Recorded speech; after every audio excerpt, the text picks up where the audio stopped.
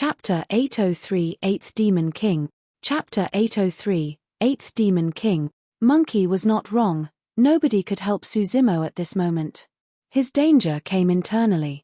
In other words, it was his choice to make. If he chose to give up on the inner core that he had painstakingly cultivated over the years, his golden core could fuse with his soul and create an essence spirit smoothly. However, he was indignant. This was a cultivation technique imparted to him by Dai Yu. It was also his greatest support that helped him to get to where he was. The inner core embodied special feelings for Suzimo. That was the reason why he had never wavered or considered giving up his inner core despite the damnations of the world, insults of outsiders and the infamy of being someone from a foreign race. Similarly, he could form an essence spirit if he gave up on his golden core and fused the inner core with his soul. However, that would mean that Suzimo would become a demon fully. He was unwilling to do that as well.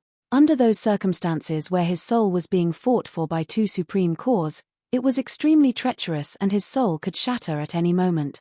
Suzimo could not be bothered any longer and took out spirit-gathering fruits from his storage bag, stuffing them into his mouth mindlessly. At most, 2 spirit-gathering fruits were required for cultivators to form their essence spirits. There would be no effect even if more were consumed. However, Suzimo couldn't care less at the moment and took out all the spirit-gathering fruits in his storage bag, stuffing them into his mouth. He knew that nothing else mattered if he could not get through this ordeal. The spirit-gathering fruits turned into streams of essence chi and surged right into his spirit platform. His inner and golden cores fought even more intensely. The illusory ball of light in his spirit platform was gradually ripped into two by the different powers, and Suzimo almost passed out when the pain seared into the depths of his soul. The split of his soul caused a swift deterioration in the life force within his body. Any missing part of his soul would pose a huge problem to his body. Much less the fact that his soul was ripped into two right now. Suzimo's consciousness gradually sank into the endless abyss continuously. Right then, a spark lit up in the dark abyss. It was a flower that burned with flames. It was the Soraka flower Dai Yu left behind for him. The Soraka flower blossomed on the Ashoka tree. The Ashoka tree was one of the 3 sacred trees of Buddhism. Legend has it that Buddha was enlightened beneath the Ashoka tree. The robust life force contained within the Soraka flower was the very thing that allowed Suzimo's golden core to recover completely back then. Now that his life was hanging on a thread, the Soraka flower had reappeared. The Soraka flower raised his soul and rose continuously, breaking free of the dark abyss. The petals of the Soraka flower withered as it blazed. At the same time, a rich life force was emanated as it burned and repaired the 2 incomplete parts of the soul. After a period of time, the Soraka flower was burned completely and the massive life force it possessed healed the 2 incomplete parts of the soul completely. Although the soul was ripped into 2, it became 2 whole souls after the nurturing from the Soraka flower's life force. The inner and golden cores fused within. The 2 incorporeal light bodies gradually materialized. Rainbow lights filled the skies above the spirit platform and 2 infants assumed lotus positions. Their features were gradually formed and glowed with a divine light that swiveled around them. They looked exactly the same as Suzimo. The form of an infant was the closest to heaven and earth. That was the reason why a fetus was able to ensure the continuity of life even when it was unable to breathe within the sealed space in its mother's womb. The nascent soul realm represented the intent of one returning to their roots. The 2 infants sat on each side and upon closer inspection, one would be able to see the differences between the 2 of them. The infant on the hair had scarlet hair as red as blood. Its face had tough lines and there was a demonic aura around it. Although it was in the shape of an infant, it gave off a faint sense of authority from its expression. The infant on the right was filled with black hair and looked much more scholarly and weak. Its aura was unique as well, with a hint of immortal chi, fiend nature as well as Buddhist light. It was indescribable. The infant on the left was formed by the inner core. The infant on the right was formed by the golden core. Success. Although the Soraka flower had dispersed, Suzimo had managed to cultivate to the nascent soul realm successfully. Furthermore, there were 2 infants in his spirit platform. The scarlet-haired infant took the lead and controlled the spirit platform to hold the fort of the Niwan Palace. Suddenly, Suzimo's aura changed and his initially black hair gradually turned into the color of blood. It was extremely sinister, as though his hair was injected with fresh blood. Suzimo's heart skipped a beat. Tiny scales appeared one after another on the scarlet-haired infant's body and lined its body completely. 2 horns popped up on its head and the aura it gave off became extremely frightening. Along with that, a similar transformation happened on Suzimo's body. A single thought was all that was needed for Suzimo's dragonification. Thereafter, the scarlet-haired infant retreated to a corner and the black-haired infant assumed a lotus position in the middle of the spirit platform. Within the cave, Suzimo's scarlet hair gradually recovered and the evil, demonic chi around him earlier on vanished without a trace. He looked like he did not belong to the mortal realm. Monkey and the other 3 surrounded Suzimo and looked at him with dumbfounded expressions. His methods were way too shocking.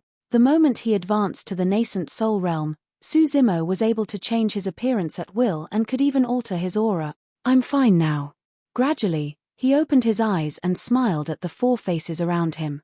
The few of them were finally relieved when they heard that. Suzimo gave a faint smile. "You guys can continue to cultivate and stabilize your cultivation realms while refining your weapons. There's no need to worry about me." "All right."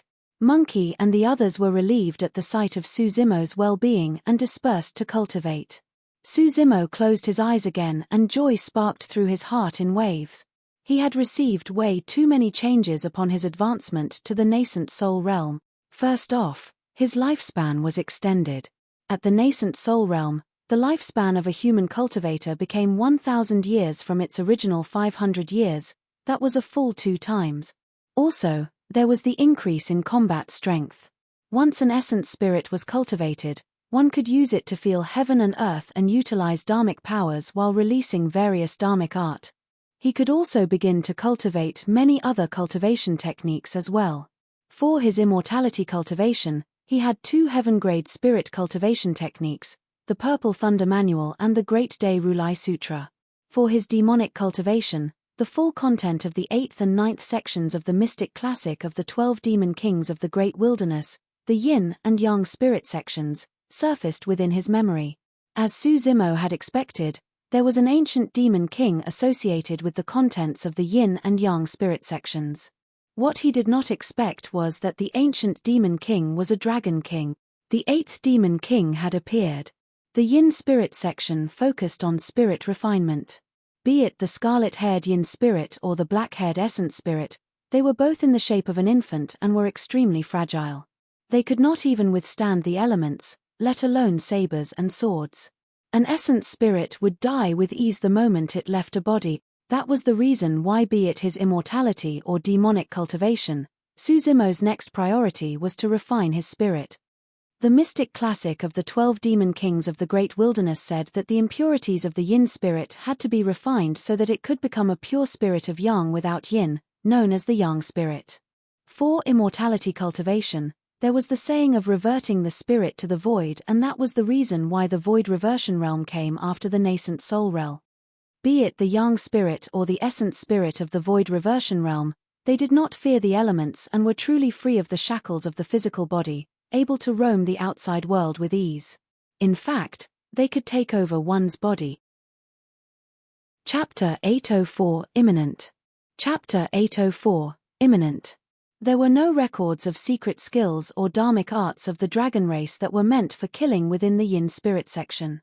Among them, there was a spirit refinement technique from the Dragon King Desolate Ocean, and it described how one should consume the essence of day and night to strengthen their bodies and bloodline. Under normal circumstances, Suzimo would encounter great difficulties in cultivating the yin spirit section. Previously, if Daiyu had not guided him by the side, there was no way he could have comprehended the bones strengthening, tendons transformation, and body tempering sections within a few short years. Before she left, she also mentioned that it would be difficult for Suzimo to continue with his cultivation post her departure. That was the truth as well. Later on, for the organs refinement section, Suzimo met with a great bottleneck and was stuck for a long time.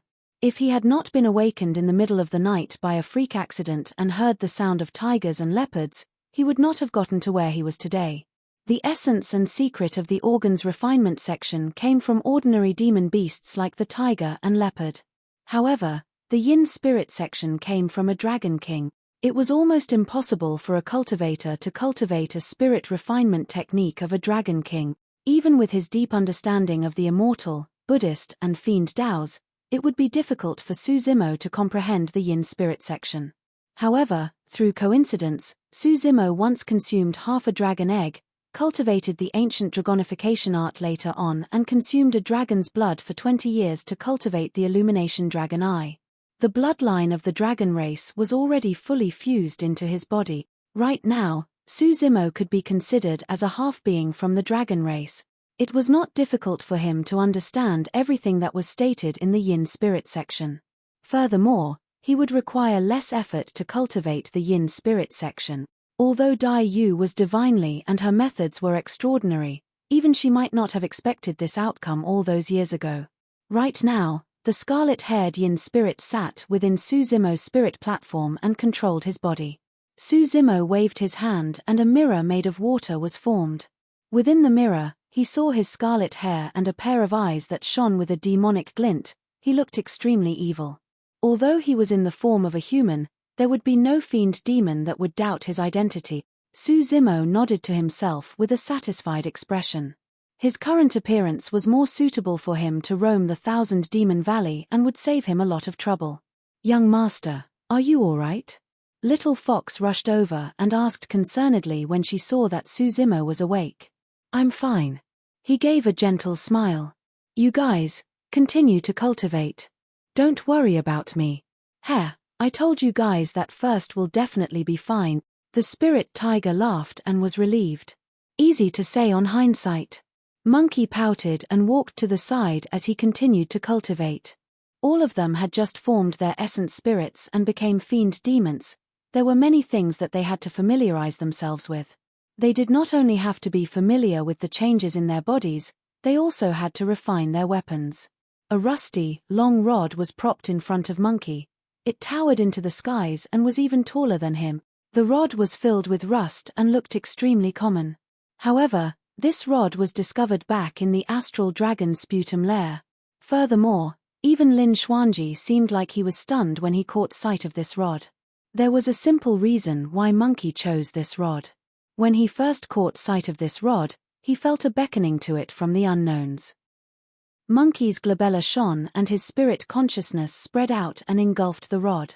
He began to refine it and leave the unique imprint of his spirit consciousness on it. He intended to refine this rod as his destiny dharmic weapon. On the other side, the spirit tiger was refining his own dharmic weapon as well. The dharmic weapon he obtained in the astral dragon sputum lair was none other than the 4 tiger claws. Initially, he thought that the 4 tiger claws had fused and vanished into his body. It was only after he became a fiend demon that he could sense the existence of the 4 tiger claws. The spirit tiger circulated his essence spirit and he gripped his fists with trembling arms. In the gap between his knuckles, a jade-white and almost transparent claw with a chilling aura pierced through his flesh slowly and protruded out. It was slender, long and sharp, like a dagger. There were 2 claws on each knuckle. Instinctively, the spirit tiger scratched the 4 claws against one another gently. Clang! Sparks flew everywhere. A metallic sound could be heard the moment the claws made contact. The spirit tiger's eyes widened as he looked at the 4 weapons that protruded from his knuckles. He was secretly delighted when he sensed the sharp aura they emanated. The 4 claws could definitely be considered as indestructible. Furthermore, the 4 dharmic weapons were fused perfectly with his body and he could use them like a part of his body. He could naturally unleash his combat strength to its greatest potential. An azure green feather fan hovered in front of Ching Ching. Through the augmentation of her essence spirit, flames burned around the feather fan and refined it continuously. The fan shone with a pure jade green color. The reason why she chose this fan was because the feathers on it were taken from a Bai Fang. Half of the bloodline that flowed within Ching Ching's body came from a Bai Fang as well. There was nobody more suitable than her to use the azure green fan. Monkey and the other 3 all had different methods of refining their dharmic weapons. Right now, a pitch-black umbrella hovered above Little Fox's head. She had a grim expression and would look up from time to spit out a trail of powder with a faint fragrance. The powder enveloped the pitch-black umbrella and left an imprint of her essence spirit. Crack, crack, crack. Right then, a cracking sound echoed throughout the cave as though something was shattered. Monkey's heart skipped a beat and he glared at the rod before him with a bright gaze. The cracking sound came from the rod before him. After the continuous refinement of his essence spirit, something finally happened to the rod before him. A large piece of rust cracked apart and a blinding, golden light shone from within and spread slowly. Instantly, the golden light suppressed the auras of the spirit tiger's claws, Ching Ching's azure green fan and Little Fox's pitch-black umbrella. Even the array formations set up at the cave entrance could barely contain the blinding golden light. The golden light surged into the skies. Swoosh! The piece of rust on the rod finally fell and revealed the golden body of the rod. The golden light gradually dimmed. A small word was etched on the spot where the rust fell off. Imminent. Imminent. Imminent. Dominating. What a great name! Monkey reared his head in laughter and pulled out the rod in front of him. He danced with it, delighted. 1,000 miles away from here, in the Black Wind Ridge, several hundred demons were crossing through the forest with a mighty force. All the demon beasts in the vicinity had already escaped long ago upon hearing them. Among the several hundred demons, there were 8 muscular bull demons in the middle that lifted a gigantic open-air carriage. They grunted as they advanced steadily. Around the gigantic carriage were even dozens of low-level fiend demons. Everyone was circling the center. On the carriage, there was a pale-faced young man in black robes with intoxicated eyes. He laid down on the knees of a woman wearing a veil with a voluptuous figure. The woman's ears were sharp. She was clearly not a human. However, she was extremely beautiful and charming.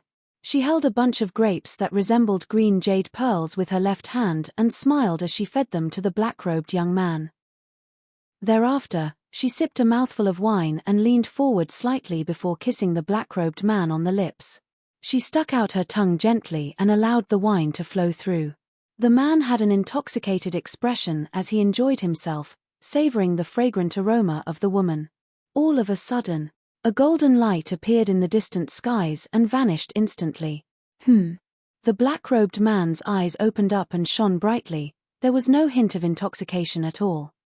He looked over and curled his lips, grabbing the woman on the chest fiercely as he said in a relaxed manner, "Let's go check things out." Chapter 805, Frightening Spirit Consciousness.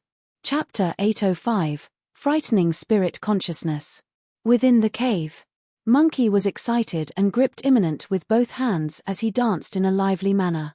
After images of the rod appeared everywhere in a dizzying manner. Although the commotion caused by Imminent was significant, Suzimo did not notice it. At that moment, he was completely immersed in his cultivation.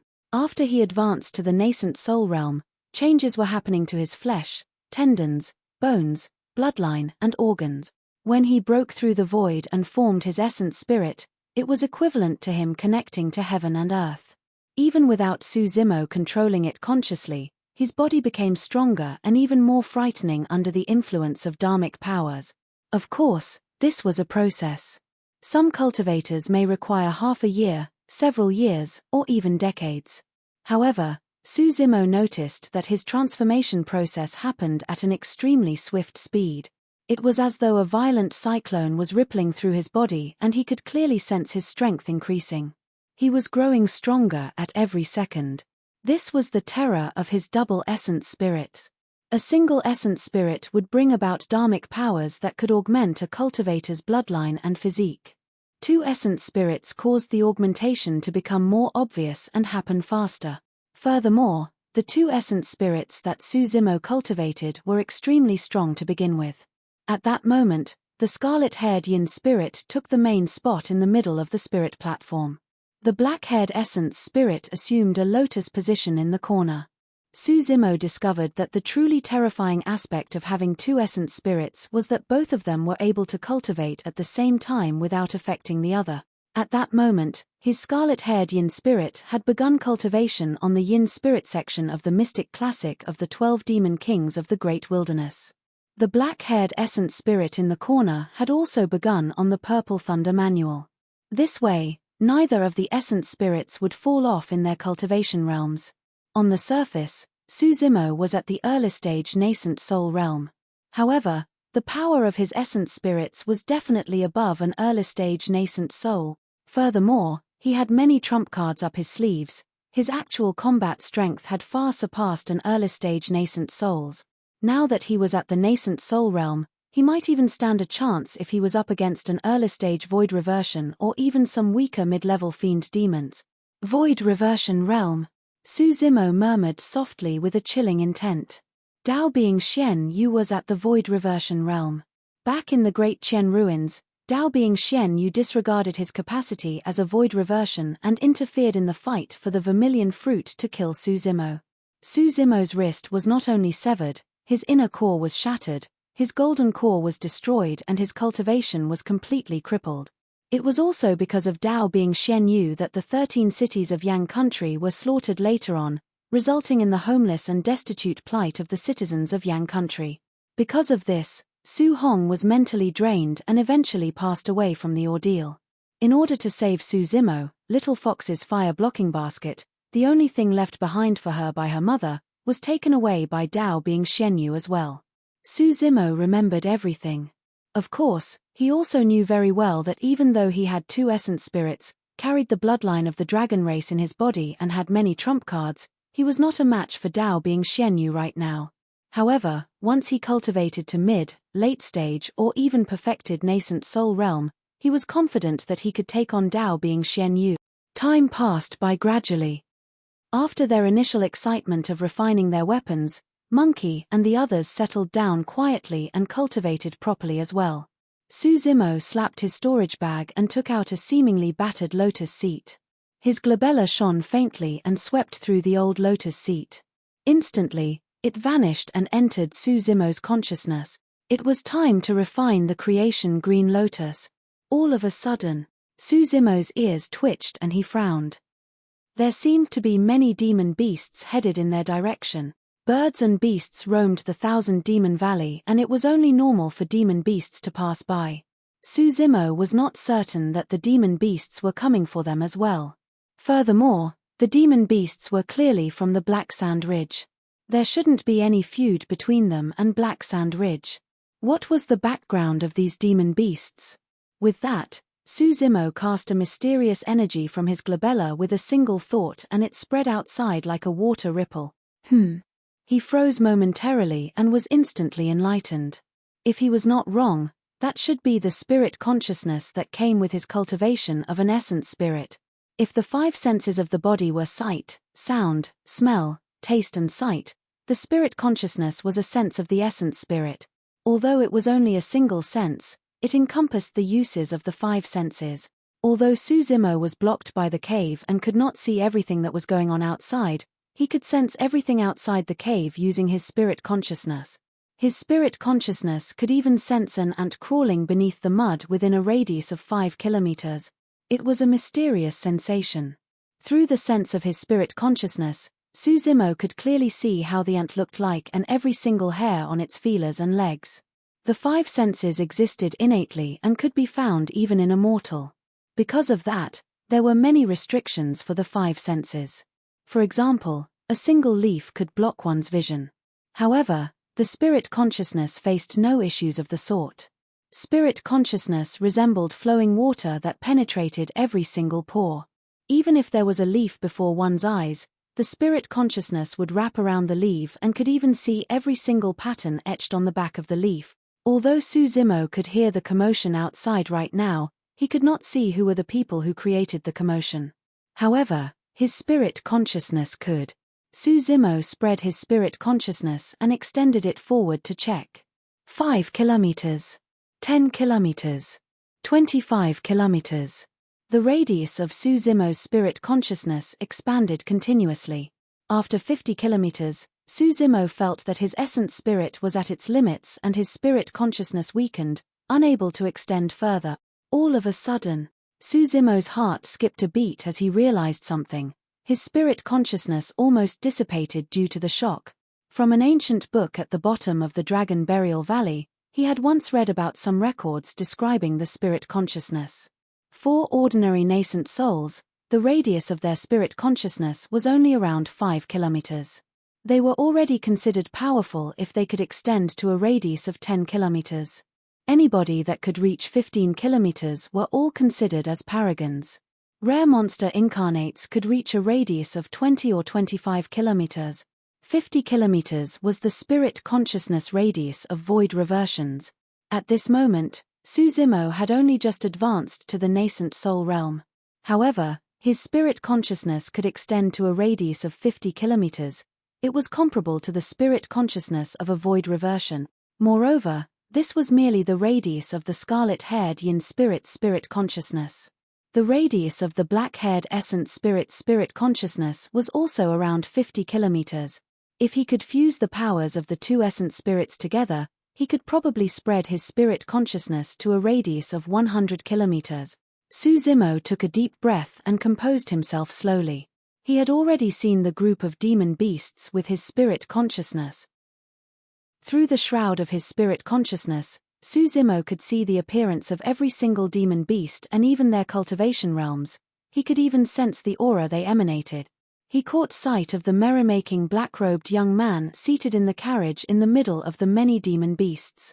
The black-robed young man seemed to be shielded by a barrier that Suzimo's spirit consciousness could not penetrate. He could not see the background of the black-robed young man either. When Suzimo swept past the black-robed young man, the latter seemed to have sensed something. Clarity returned to the black-robed young man's eyes as he glanced over to this side in a seemingly casual manner. Thereafter, he looked at the woman beside him with an intoxicated gaze and said lustfully, "Beauty, drink, drink." Chapter 806, Young Master of the Black Sand Ridge. Chapter 806, Young Master of the Black Sand Ridge. The black-robed young man seemed like he was completely immersed in merrymaking with the woman beside him. A moment later, when the spirit consciousness that shrouded him faded like the ebbing of a tide, the black-robed young man suddenly sat upright. Clarity returned to his eyes as he rubbed his chin with a cold expression, murmuring, "Interesting. What's wrong, young master?" The woman's voluptuous body stuck closely onto the black-robed young man. She rubbed against his body gently and asked in a flirting manner with a coquettish tone. The black-robed young man's lips curled as he said with a fake smile, "Nothing much. Somebody spread his spirit consciousness earlier on and scanned me. What a fool." The woman harumphed and said in a pandering manner, "To think that someone would dare to check on our young master in the Black Sand Ridge. Doesn't he know any rules at all? Since this person doesn't know any rules, I can teach them to him." The black-robed young man said in a seemingly casual manner. However, there was a killing intent in his tone. "Protector CHA. Here." Two low-level fiend demons beside the black-robed young man appeared in a flash. The black-robed young man spread open a map and marked out a location before saying in a deep voice, "Bring some men over quickly and surround this place first. Don't let anyone go. Understood." The two protectors brought more than 10 fiend demons with them and shuttled through the forest with their movement techniques, charging at full speed. The black-robed young man sat on his carriage and headed in the direction idly. An hour later, the black-robed young man's group arrived at the destination in a grand manner while protectors Shu and CHA rushed to his side. "Young master, nobody has left this place during this period of time." The two protectors exchanged glances. Both of them could see the confusion in the other's eyes. Although they had surrounded the place, it was empty with a few hills. There weren't even any ghosts, let alone people. The black-robed young man stood up and surveyed his surroundings, frowning as well. His senses couldn't be wrong. The golden light and the spirit consciousness that scanned him definitely came from this area. How was there nothing here? Could that person have slipped off first after realizing something? That wouldn't make any sense. The black-robed young man's expression darkened. He did not express any hostility or killing intent when the unknown spirit consciousness scanned him. Could that person have been so cautious to flee right away? The black-robed young man's glabella shone and he spread his spirit consciousness in a radius of 500 meters. He scanned repeatedly and tried to seek for clues.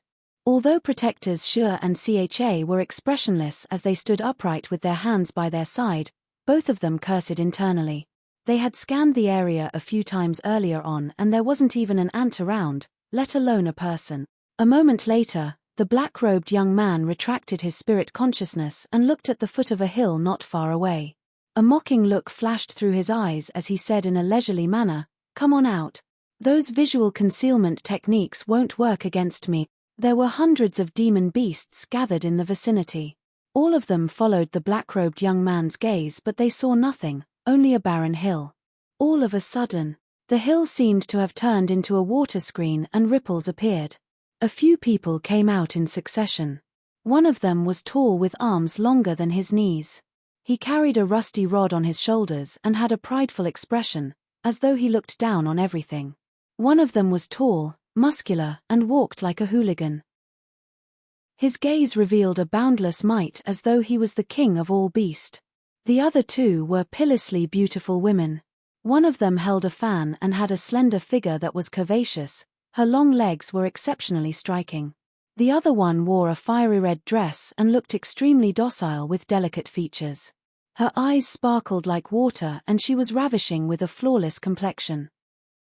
However, she carried a gigantic pitch-black umbrella in her hands which looked extremely contrasting compared to her demeanor. Many demon beasts gasped and froze momentarily when they caught sight of the woman with the umbrella. She was way too beautiful. She was so beautiful that they lost their minds. The woman beside the black-robed young man was also an exceptional beauty in the black sand ridge. However, she paled in comparison in front of this young woman. The black-robed young man's eyes lit up when he caught sight of the two women. However, the gaze of the woman beside him turned cold. Right then, another person walked out from the hill. This person wore green robes and had refined features. However, his hair was the color of blood and he looked extremely demonic. With his spirit consciousness, the black-robed young man had long determined that the five of them before him were low-level fiend demons. Furthermore, they seemed like they had only just turned into fiend demons.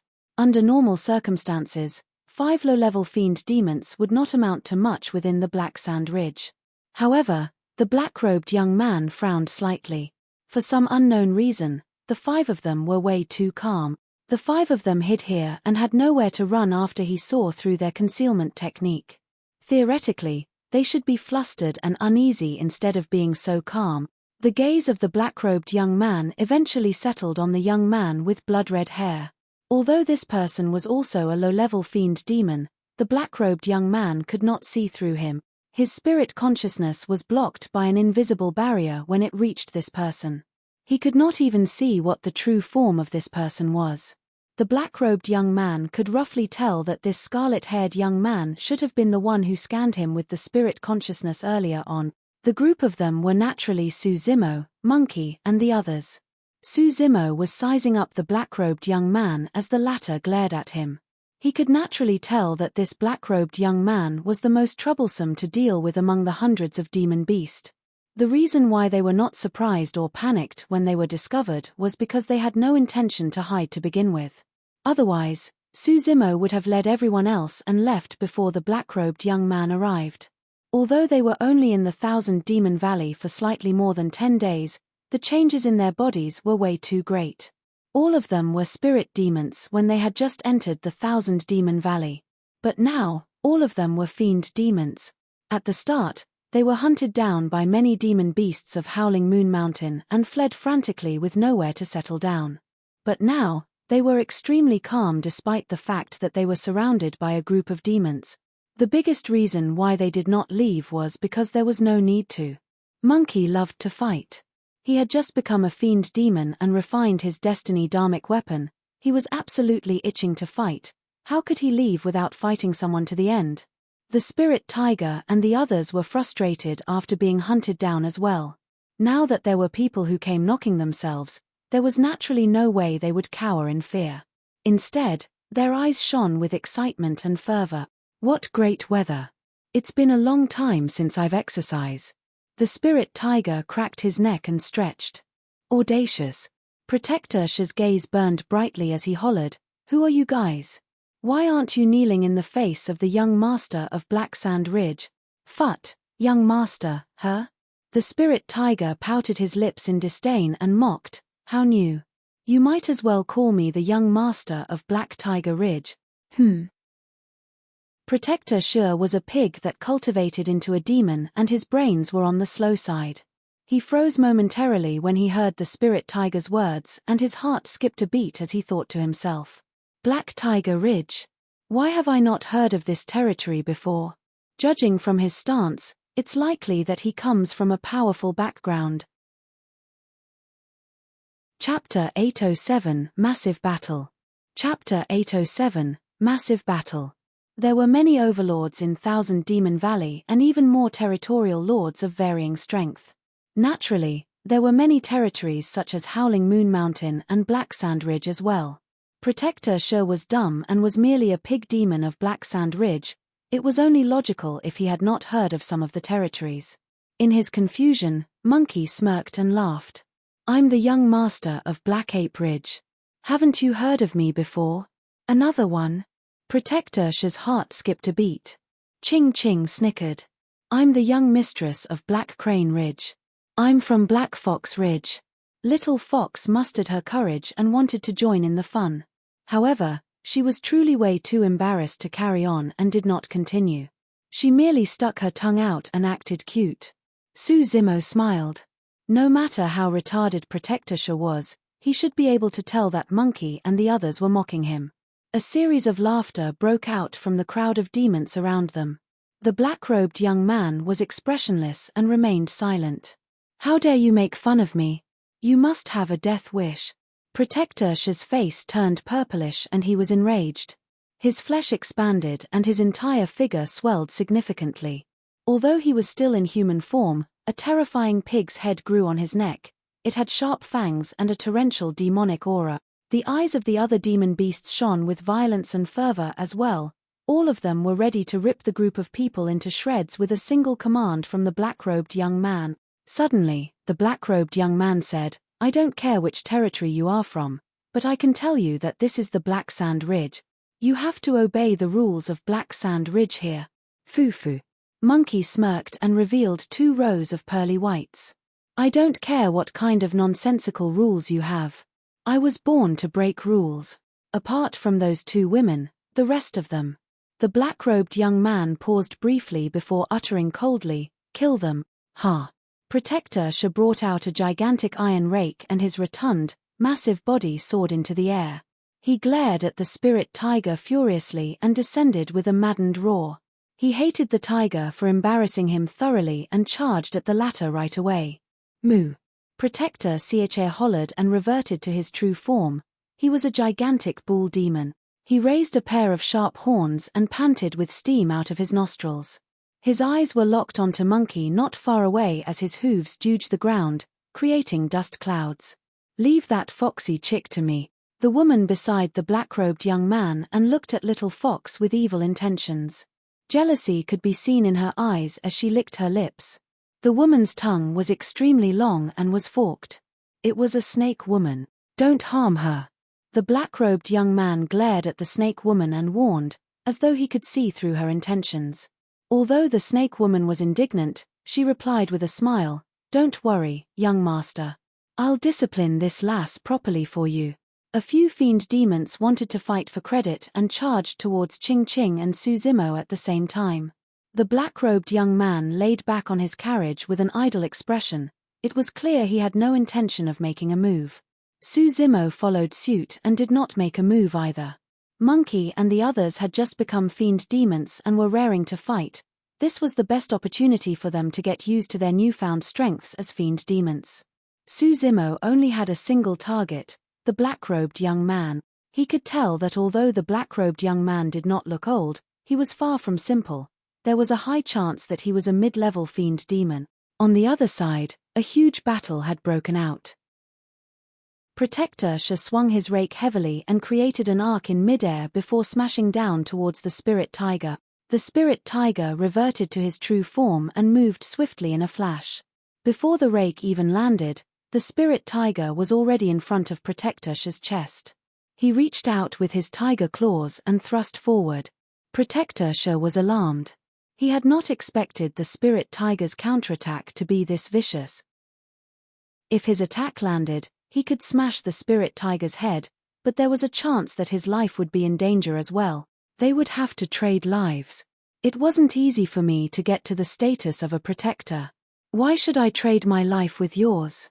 At that thought, Protector Sha released a tremendous amount of force and pulled back the momentum of his rake to switch tactics at the last moment. He swept the rake horizontally instead towards the spirit tiger with massive strength. Clang! Sparks flew everywhere when the spirit tiger's claws clashed against the rake. All of a sudden, electric currents surged through the spirit tiger's body and cruised through the point of contact between the tiger claws and the rake and entered Protector Sha's body. Graw! Protector Sha released a tragic cry and the pig hair on his body stood upright. He was fuming with black smoke and his flesh was charred. Hee. The spirit tiger made use of the momentum to lunge forward and thrust 10 claws viciously into Protector Sha's chest. Blood flashed. The 10 claws dug deep into Protector Sha's chest. Under normal circumstances, this would definitely be a severe injury for any demon beast. However, the spirit tiger felt his heart sink the moment his claws dug into Protector Sha's chest. The flesh of this pig demon was way too thick. Pig demons might not be strong in many things, but they had coarse skin and thick flesh. The spirit tiger's claws could not even reach the pig demon's organs after piercing in, let alone the latter's vitals. Go to hell!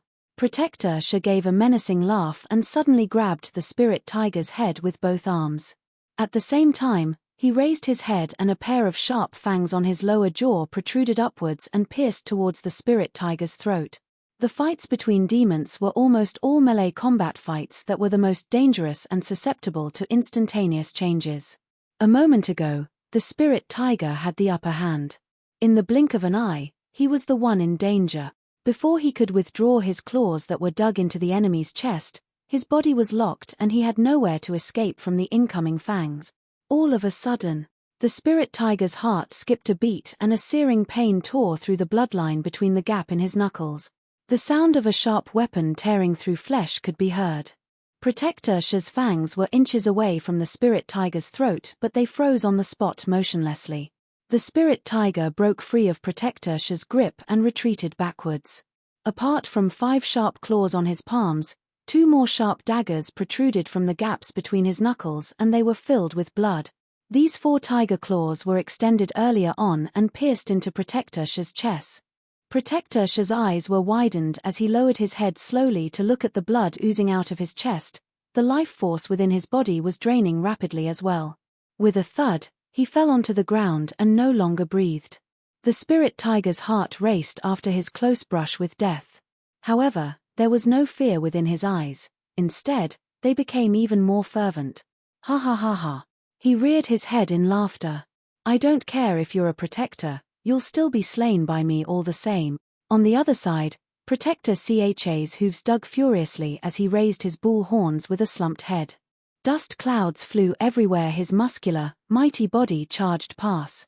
Even the ground quaked.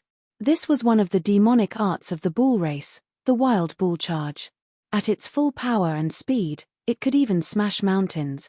There was no low-level fiend demon that would dare to take it head-on. Monkey carried the iron rod on his shoulders and was indifferent towards the incoming bull demon. However, the scarlet glint in his eyes intensified. Chapter 808 Duels. Chapter 808 Duels. The gaze of the black-robed young man shifted as he looked at Monkey not far away, slightly roused. Among the protectors of Black Sand Ridge, Protector Cha's strength was only in the mid-tier. However, his wild bull charge was not something that many protectors could confront head-on. He did not believe that this monkey that had just become a fiend demon could take on Protector Cha's charge. Bang! Boom! Boom! The sound of the hooves were like thunder. Protector Cha sprinted the entire way and his force was at its limits when he closed in to Monkey. Moo! He let out a maddened roar and thrust forward. Good timing. Finally, Monkey moved. He patted the tail end of Imminent and the entire rod suddenly bounced. Monkey gripped Imminent with both hands and swung his arms to smash down violently on the incoming bull head at the front. Imminent streaked through midair and created a series of afterimages. Bang! The two demon beasts clashed against one another. Immediately after, the jarring sound of bones cracking echoed. Right in front of everyone, Protector CHA's head was smashed into the ground by Monkey's rod and brain juices, and blood splattered everywhere. Even his essence spirit was destroyed by Monkey's rod smash, and he died on the spot. All the demons were in an uproar. None of them expected two protectors of Black Sand Ridge to die the instant they exchanged blows. Many demon beasts that were charging forward staggered in their tracks. Crack, crack, crack. Cracks appeared one after another on Imminent, and golden rays of light spilled out. The black-robed young man squinted his eyes and lamented to himself as he took a clear look. This should be the item that caused the momentary gold flash earlier on. Initially, only a single piece of rust fell off from Monkey's Imminent. But now, after the terrifying head-on confrontation with Protector CHA, more rust pieces fell off Imminent one after another and revealed the bedazzling golden rod beneath. Given the way it looked, anyone could tell that it was a rare treasure. Monkey Demon, don't get cocky now. The two of us will take care of you. Before the sentence was finished, two fiend demons charged over. Their bodies were massive, but they were extremely agile. One of them was pitch black and the other was snow white. They were both bear demons. Both of them whipped out sabers that slashed down from the skies as they charged forward. The two bear demons had chemistry and moved in unison. It was clear that they were specialized in their combo attacks. The two sabers were not ordinary either, with two dharmic patterns respectively. They were two middle-grade perfected Lord Dharmic weapons. I don't care if you are bears or heroes, scram. Monkey whirled Imminent and smacked the two sabers left and right. Clang, clang. Sparks flew and the clanging sounds from the two sabers echoed. Even middle-grade perfected Lord Dharmic weapons could not withstand the power of Imminent. Monkey's bloodshot eyes swept across Imminent. When he found that there were no scratches, he could not help but rear his head in laughter, delighted. Ha ha ha. Great, great. What a great treasure. Follow me from now on and I promise you'll never be covered in dust ever again. The two bears were shocked upon losing their dharmic weapons. The moment they charged forward, they wanted to retreat. There was no way Monkey would accord them that chance. Along with two tragic cries, two gigantic, swollen bodies were sent flying by Monkey's rod. They were half dead with their bones and tendons snapped by the time they landed on the ground. On the other side, the snake woman had already arrived beside Little Fox. Her eyes were flirtatious and she reached out to Little Fox's cheeks with her slender fingers as she said in a coquettish manner, "Young lass, your skin sure is smooth. Gosh, I'm envious. Come over and let me have a touch." The snake woman's charming smile was laced with a lethal killing intent. However, few people could notice it. In Black Sand Ridge, she was a renowned viper and many fiend demons died in her hands. She was far superior to Little Fox in terms of cultivation realm. However, her bewitchment techniques truly did not amount to much compared to Little Fox. Little Fox retreated half a step back with a calm expression and avoided the snake woman's incoming finger by a hair's breadth. A faint stench wafted over. There was a sinisterly green, thin needle between the fingers of the snake woman. If Little Fox allowed the snake woman to touch her on the cheeks earlier on, her face would have been ruined even if she did not die. The snake woman's viciousness was chilling. A furious look flashed through Little Fox's eyes as well as she thrust the pitch-black umbrella in her hands forward like a spear. It was extremely fast and instantaneous. After a year of training in the ancient battlefield, Little Fox had grown rapidly and was no longer cowardly or weak. "Foo-foo, the lass is angry, huh?" The snake woman jeered and floated in retreat, raising her palm gently. A green fluid splashed in Little Fox's direction. The expressions of many fiend demons changed when they caught sight of the green fluid. All of them retreated with wary looks on their faces, afraid that they might be implicated. The green fluid was the most toxic poison the snake woman possessed. A single touch would rot one's flesh into pus. The poison fluid was extremely powerful and could even destroy some dharmic weapons with a single drop. Little Fox did not panic or fluster. She opened the pitch-black umbrella in her hands and it shielded her like the firmaments. The poison of the snake woman splashed onto the umbrella completely. There was no reaction. The frightening poison did not create even a single ripple when it splashed onto the umbrella. It vanished completely like a gigantic rock that fell into the ocean, as though the pitch-black umbrella had consumed it.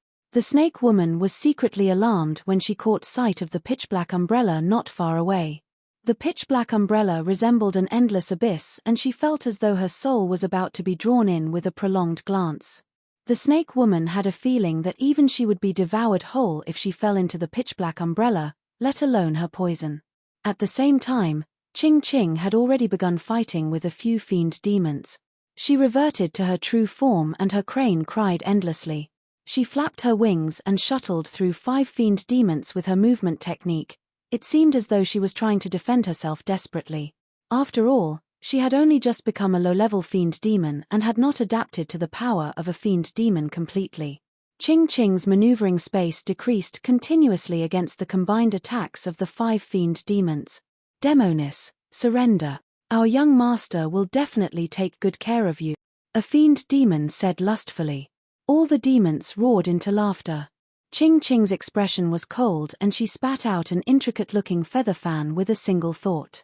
It expanded along with the wind and swelled in midair. The fan was azure green and seemed like there were thin flames burning on it. The surrounding space was even contorting from the heat. The expressions of the demons changed. The azure green fan seemed extraordinary and gave off a scorching heat. Die. Ching Ching's glabella shone and she injected the power of her essence spirit into the azure green fan before fanning it in the direction of the 5 fiend demons. Swoosh.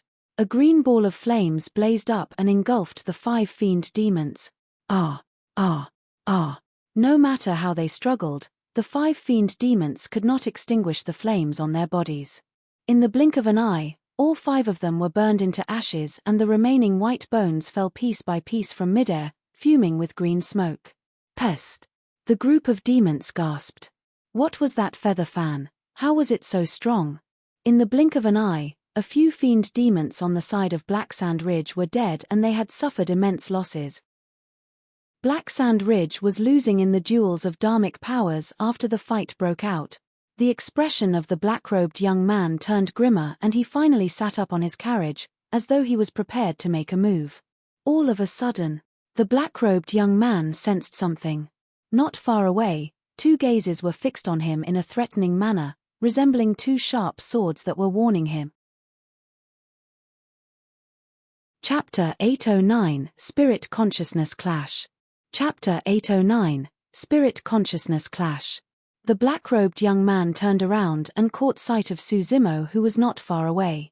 A mocking look flashed through the eyes of the black-robed young man. Although he could not see through Suzimo, he could sense that the latter had only just become a low-level fiend demon as well. To think that a low-level fiend demon would dare to threaten and warn him? Killing intent surged within the heart of the black-robed young man. Right when he was about to attack, he saw 3 fiend demons beside him charge over. The 3 fiend demons saw that Suzimo had refined features and merely stood quietly behind Little Fox and Ching Ching, empty-handed. As such, they thought that he was the easiest to deal with. How weak are you to have to hide behind 2 women? I'll see how long more you can hide. A fiend demon gripped an iron spear and hollered. The blood chi of the fiend demon surged and dharmic powers rumbled from his spear. He glared at Suzimo's face and thrust his spear forward. Suzimo remained motionless with his hands behind his back, as though he was scared stiff. A violent glint flashed through the eyes of the fiend demon and he could not help but smirk. He could visualize the sight of Suzimo's heart penetrated by his spear. His blood could not help but pump excitedly. A cold glint closed in rapidly. Suzimo did not even blink, as though he had not seen it at all. Just as the cold glint was less than an inch away from his face, Suzimo suddenly made a move and grabbed the spear at lightning speed. His fingers gripped the spear firmly like iron hoops. The smile on the fiend demon's face froze. It was too fast. He could not even see how or when Suzimo made his move. By the time he reacted to it, the spear in his hands could no longer push further. Not only that, His spear could not budge from Suzimo's palm no matter how much strength he exerted. Right then, Suzimo spoke. His voice was calm and emotionless. Indeed, I'm weak.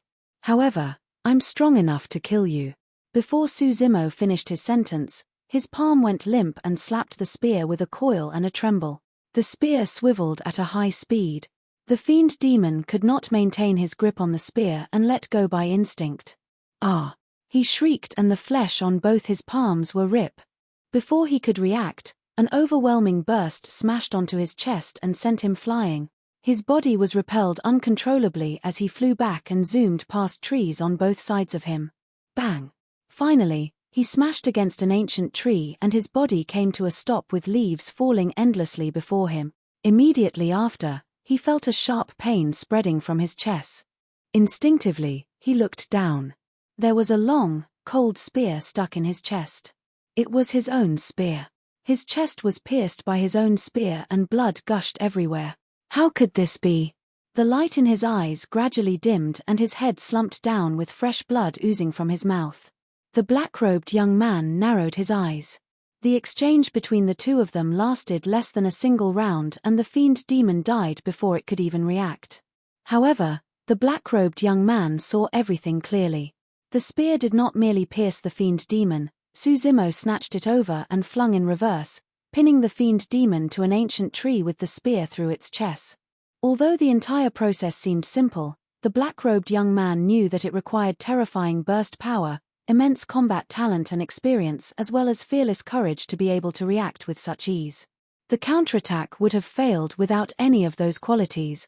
Even if he was the one in the same position, he might not have been able to react the same way. Before the black-robed young man finished his thought, the two other fiend demons that charged towards Suzimo arrived. Bang! Bang!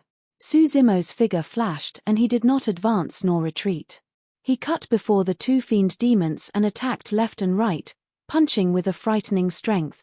The two fiend demons were sent flying and by the time they landed on the ground, they were corpses. It was clean and precise. The change to Suzimo's bloodline and body through the two essence spirits he gained upon advancing to the nascent soul realm was unimaginable. Although he was only at early stage nascent soul, none of those ordinary low-level fiend demons could pose any trouble to him. The black-robed young man soared into the air and lunged towards Suzimo immediately. Swoosh! Suddenly, a tremendous energy fluctuation spread from midair. Heaven and earth shook with a rampant might and every single fiend demon present felt shudders. Void Reversion Realm. That was a power that could only be released at the Void Reversion Realm. It was an attack of the spirit consciousnesses, be it nascent souls or low-level fiend demons, both had already cultivated essence spirits. The existence of an essence spirit naturally meant that spirit consciousness would be present. However, for nascent souls and low-level fiend demons, their spirit consciousnesses can only be used for detection purposes and aren't strong enough to launch attacks.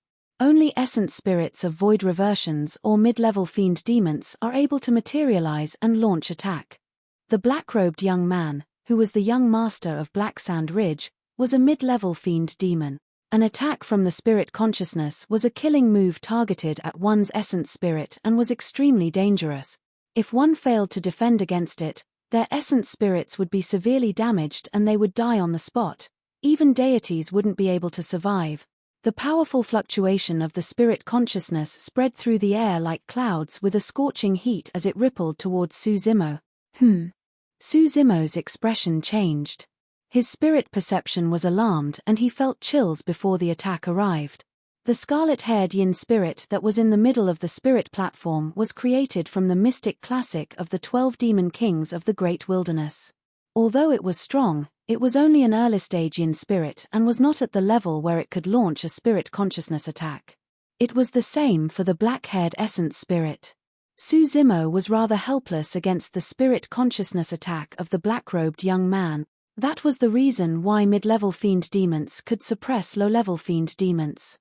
Superior dharmic power was not the only reason. A single spirit consciousness attack could suppress all low-level fiend demons. Suzimo had just advanced to the nascent soul realm and was unfamiliar with the means of combat at this level. How could he deal with something that was at an even higher level, the void reversion realm? The black-robed young man stood in the air and crossed his arms with a smirk. To him, that attack alone was enough to kill Suzimo. The overwhelming spirit consciousness surged over. Suzimo had nowhere to run.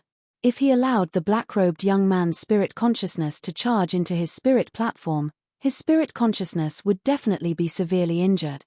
All of a sudden, a flash of inspiration crossed Suzimo's mind. The scarlet-haired yin spirit that was in the middle of the spirit platform rose all of a sudden. The black-haired essence spirit that was initially in a corner rose at the same time. Both essence spirits advanced towards one another swiftly and fused together. Suzimo's essence spirits were each created from a part of his soul to begin with. They naturally faced no difficulties fusing together now. A brand new essence spirit appeared on the spirit platform. The hair of this essence spirit was split between red and black, and it had a bloodshot left eye and a pitch-black right eye. Although it was in the shape of an infant, it had a cold expression that was unmatched. It gave off an unprecedented dominance that overlooked the rest of the world. The power of the essence spirit exploded with their fusion. Naturally, the spirit consciousness became incomparably vast and formed an ocean that surged with raging tides in the spirit platform. This brand new essence spirit released a roar from the middle of the spirit platform. Boom! Suzimo's glabella shone and released an incomparably frightening spirit consciousness shockwave that smashed violently onto the incoming spirit consciousness. Chapter 8:10 Suppression. Chapter 8:10 Suppression. Boom! The two spirit consciousnesses clashed against one another violently and released an earth-shaking explosion. Shockwaves rippled layer by layer and spread through the void. The ancient trees in the surroundings were snapped when the shockwaves swept past them. The black-robed young man initially had a relaxed expression with his arms crossed as he awaited Suzimo's demise. To think that he would meet with such an impact. Caught off guard, he was swept away by a tremendous force and flipped a few times in midair, almost falling over. Suzimo staggered a few steps in retreat before coming to a stop as well. Both of them were evenly matched in this spirit consciousness clash. All the demons were in an uproar. Be it demonic or human cultivators, everyone had the same knowledge that low-level fiend demons could not release spirit consciousness attacks. The essence spirits of low-level fiend demons were the most fragile. Once out of the body, they perished with ease when exposed to the elements. The strength of the spirit consciousness released by a weak essence spirit of that level was limited and could not launch attacks. However, the scene witnessed by the group of demons right now had surpassed their understanding. The black-robed young man was momentarily stunned with a shocked expression. How was that possible? How could the spirit consciousness of a low-level fiend demon be this strong? He was a mid-level fiend demon. He was a full major cultivation realm above the other party. However, this person could match him in a spirit consciousness clash. In reality, the black-robed young man did not know that Suzimo's essence spirit, body and bloodline had not been completely transformed with dharmic powers just yet, since he had just advanced to the nascent soul realm. In other words, Suzimo was not even considered a proper early-stage nascent soul just yet. Once Suzimo's cultivation realm was stabilized after a period of time and he refined both his essence spirits using the Yin Spirit section, Purple Thunder Manual and Great Day Rulai Sutra, the black-robed young man would be severely injured with just a single clash of their spirit consciousness. Interesting. The black-robed young man composed himself swiftly after the shock as he glared at Suzimo with a burning gaze. Let me see just what secrets your body holds. I don't think you'll be alive to do that. Suzimo sneered and arrived before the black-robed young man in a flash. He reached out with his massive palm and smashed down onto the latter's head. You must have a death wish. The black-robed young man narrowed his gaze and did not retreat or dodge. Instead, he punched towards Suzimo's incoming palm. Right before the fist and palm made contact, the black-robed young man smirked with a delighted expression. He flipped his palm and a cold glint flashed. A black spike that was 3 inches long appeared. The moment the black spike appeared, there was a nauseating stench. It was laced with poison. His move was extremely sudden. The black-robed young man felt that Suzimo's death was certain. Even mid-level fiend demons would be doomed if they were struck by his black spike. Unexpectedly, Suzimo's expression did not change, as though he had realized it earlier on. The cicada senses autumn coming before the wind even starts to blow. Suzimo had long detected danger through his spirit perception. The instant the black spike protruded, he switched tactics and flicked his finger instead. His metallic fingernail was the one that smashed against the black spike. Clang! The sound of metal clashing could be heard from the clash. The black-robed young man shuddered and the black spike nearly flew from his grip. Pest! What tremendous strength! The black-robed young man was startled. The power of that single finger flick almost sent his black spike flying. If that palm strike had landed, his head might have been split into pieces. Crack! Crack! Crack! The black-robed young man was decisive and the sound of tendons and bones stretching echoed from within his body immediately. Demonic chi surged as he transformed into a scorpion that was the size of a cow in midair. Finally, the black-robed young man had revealed his true form at this point of the battle. He was a scorpion that had cultivated into a demon. This scorpion was pitch black and covered by a layer of shiny, metallic armor that looked to be invulnerable and tough. The surface of the armor was even lined with dense, thick fur that was laced with poison so that nobody could attack him. Of course, the most striking things were a gigantic pair of pincers at the front of the black scorpion that were nearly a third of his size. The pincers released clanging sounds as they opened and closed. No matter the physique, anybody would be cut into two if they were caught in those pincers. Now that the black-robed young man had reverted to his true form, he was at the peak of his combat strength. Reveal your true form and let me take a look at what you are, or you won't get the chance to anymore. The black-robed young man glared at Suzimo and sneered. Suzimo reared his head in laughter and wagged his finger. Why do I even need my true form to kill you? Brazen. The black-robed young man was enraged and charged over with his pitch-black, gigantic pincers flailing wildly. A nauseating stench surged over. The two pincers danced in midair and chopped down continuously. However, Suzimo's movement technique was agile and the consecutive attacks of the pincers missed completely. The clanging sounds could be heard echoing endlessly. The pair of pincers could be used interchangeably as scissors or axes. Despite his failed attacks for a long time, the black-robed young man was neither discouraged nor anxious. He had a cold gaze, as though he was waiting for an opportunity. After Suzimo avoided the pair of pincers once again, a dark streak of light flashed in midair.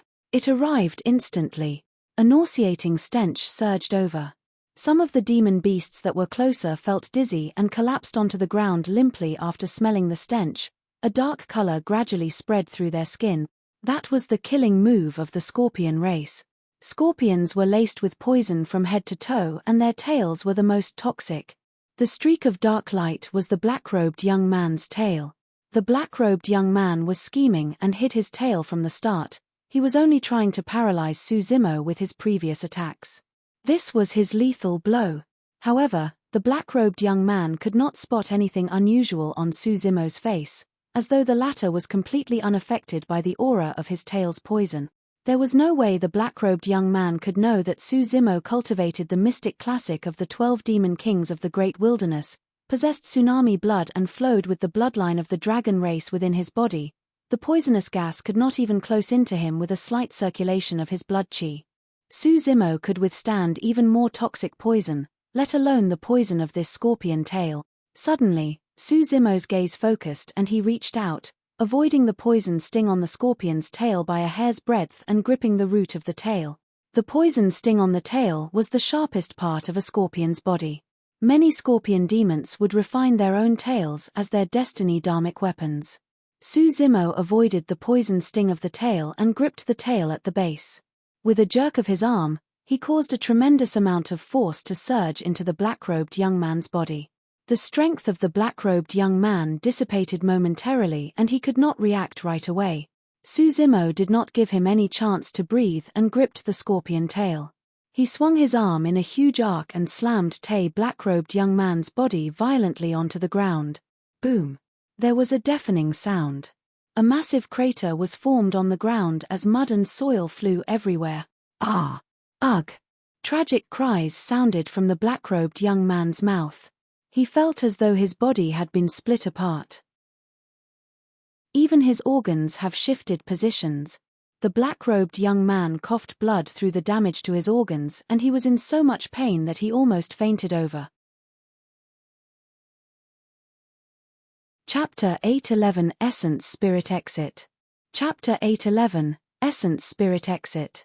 Although the black-robed young man had also been through many battles up till this point of his cultivation, he was the esteemed young master of Black Sand Ridge after all and mostly escaped unscathed. At the very least, no demon in Black Sand Ridge would be foolish enough to provoke him.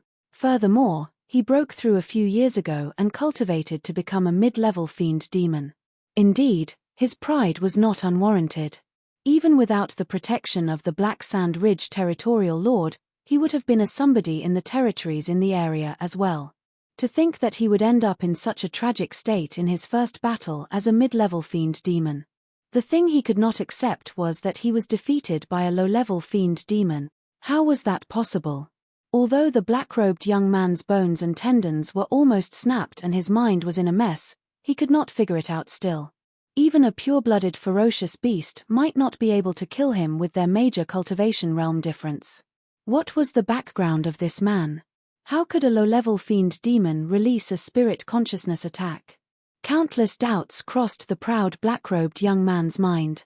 He must be hiding some secret.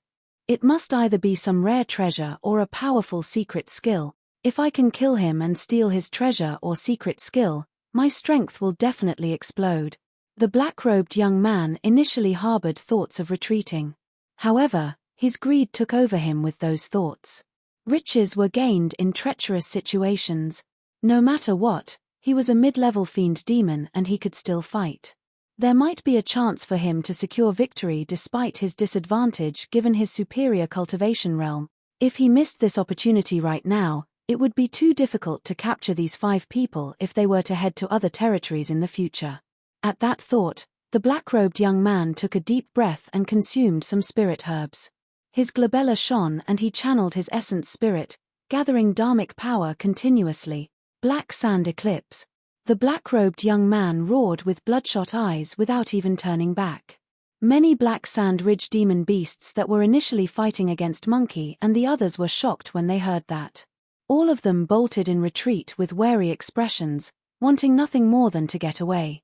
Right as Suzimo was about to advance and kill the black-robed young man, he felt a wild wind roar in his surroundings as black sand flew towards him. Instantly, the entire world went dark.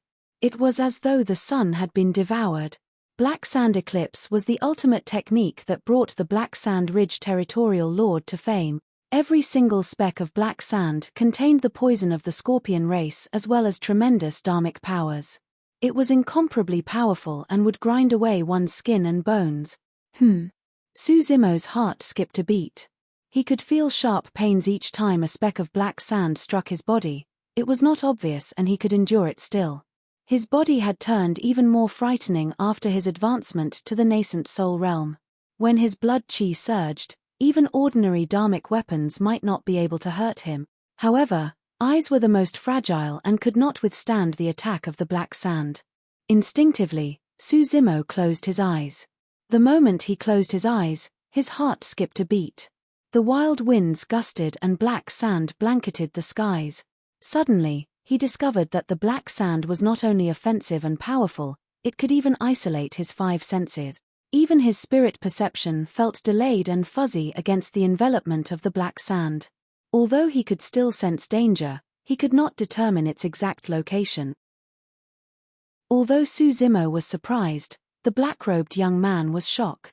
If it was any other mid-level fiend demon, they would have been doomed if they were shrouded by this black sandstorm. Most of them would become dried corpses within several dozen breaths. He had not expected Suzimo to be able to withstand the attack of Black Sand Eclipse with his bare body. The black sand washed Suzimo's body continuously and his green robes were already riddled with holes. However, his skin underneath was completely fine. The black-robed young man grit his teeth with a sharp gaze and channeled his essence spirit continuously to imbue even more dharmic power. He believed that Suzimo had no means of escaping the envelopment of the black sand. No matter what, he was bound to win. All of a sudden, a beam of light flashed in the black sand. The black-robed young man widened his eyes and watched everything in disbelief. Suzimo had opened one of his eyes within the black sand. The light came from his right eye. It intensified and grew increasingly bright. It was like a blazing sun. Although the black sand was strong with boundless dharmic powers, it could not devour that blazing sun. It was like the eye of a divine being. It was cold and authoritative. This is. The black-robed young man's scalp prickles and he felt chills down his spine as he suddenly shrieked, "Visual technique." A bedazzling light column surged through the black sand and tore through the voids, illuminating the world like it was day. Light had returned. Boom! The light column tore through the black sand instantly and struck the black-robed young man viciously. It tore through the back armor of his scorpion body and penetrated his chest. However, not much blood flowed out of the massive bowl-sized wound. It was cauterized from the burn. Illumination Eye, a secret skill of the dragon race. Although the black sand was strong, it could no longer block Suzimo's vision. Suzimo located the black-robed young man's position and injured the latter severely with an instantaneous attack. The black sand dispersed. This time round, Suzimo did not accord the black-robed young man any chance to even take a breath. He charged forward in huge strides and stomped onto the back of the black-robed young man heavily. Snap! The black armor on his back shattered. That single stomp crushed the spine of the black-robed young man. Boom! Suzimo leaned in and punched the black-robed young man viciously on the head. The head exploded and red and white fluid splashed onto the ground. The black-robed young man was dead. Suzimo stood up, frowning slightly. Although he had killed the black-robed young man with overwhelming means, he felt something odd in his mind, as though something was amiss. Suddenly, Suzimo felt as though someone was peeping on him. He spun around with a bright gaze and glared in the opposite direction. In the depths of the forest, a pitch-black scorpion the size of a thumb hovered in midair. It gave off a faint glow and possessed a menacing expression with a venomous gaze. The pitch-black scorpion looked exactly the same as the black-robed young man who had just died. He froze momentarily and was instantly enlightened. The thumb-sized, pitch-black scorpion that glowed softly should be the essence spirit of the black-robed young man. At the Void Reversion Realm, when one was a mid-level fiend demon, the essence spirit could break free from the shackles of the physical body. It no longer feared the scorching heat nor cyclones and could roam the world freely while crossing boundless distance. This was the realm where the essence spirit was described to be able to exit from one's body. As long as the essence spirit was not dead, a cultivator won't die even if his physical body was destroyed. Given the opportunity, an essence spirit at the Void Reversion Realm can even assimilate the body of another person and be reborn in another method. Of course, no matter who it was, even if they possessed boundless dharmic powers, they could not assimilate others limitlessly. Moreover, assimilation was extremely dangerous and there were a lot of restrictions. Simply put, every person merely had a single assimilation attempt. Even so, it was a frightening prospect. It was equivalent to an additional life. The black-robed young man was impressive as well.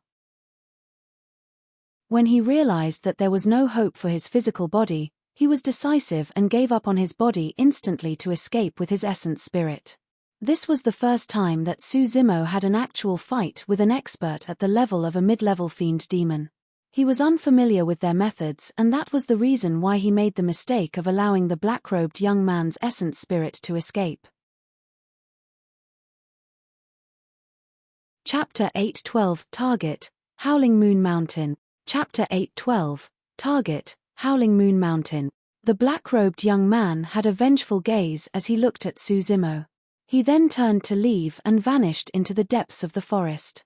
A deep feud was sowed for the destruction of his physical body. Suzimo knew that things would definitely not end peacefully after he saw the black-robed young man's gaze. Right now, the simplest method for Suzimo was to chase and destroy the black-robed young man's essence spirit in order to get rid of future trouble. However, the black-robed young man was a step earlier and the two of them were too far apart. Furthermore, this was the Black Sand Ridge and Suzimo was extremely foreign to this place. He did not manage to chase far before he lost track of the black-robed young man. After exiting from the body, the essence spirit was no longer bound by the shackles of the physical body and could move thousands of kilometers instantly at an extremely fast speed. Even if Suzimo knew where the black-robed young man was, it would be difficult for him to catch up unless he released blood escape. Furthermore, the black-robed young man was the young master of Black Sand Ridge and had a noble status. Many fiend demons must have been alerted to the massive battle that broke out here. If he continued his pursuit, he might find himself embroiled in difficult battles. After a moment of silence, Suzimo gave up on his pursuit and retreated. He was not going to commit the same mistake against another mid-level fiend demon the next time with this experience. By the time Suzimo returned, the battle had already ended. Even as a mid-level fiend demon, the black-robed young man nearly died and he ended up in the tragic state where his physical body was destroyed. When the other demon beasts saw that, they did not linger at all and fled everywhere. Only corpses were left lying around the forest. During that short period of time, more than 100 demon beasts had died. Monkey, the spirit tiger and Ching Ching were all excited.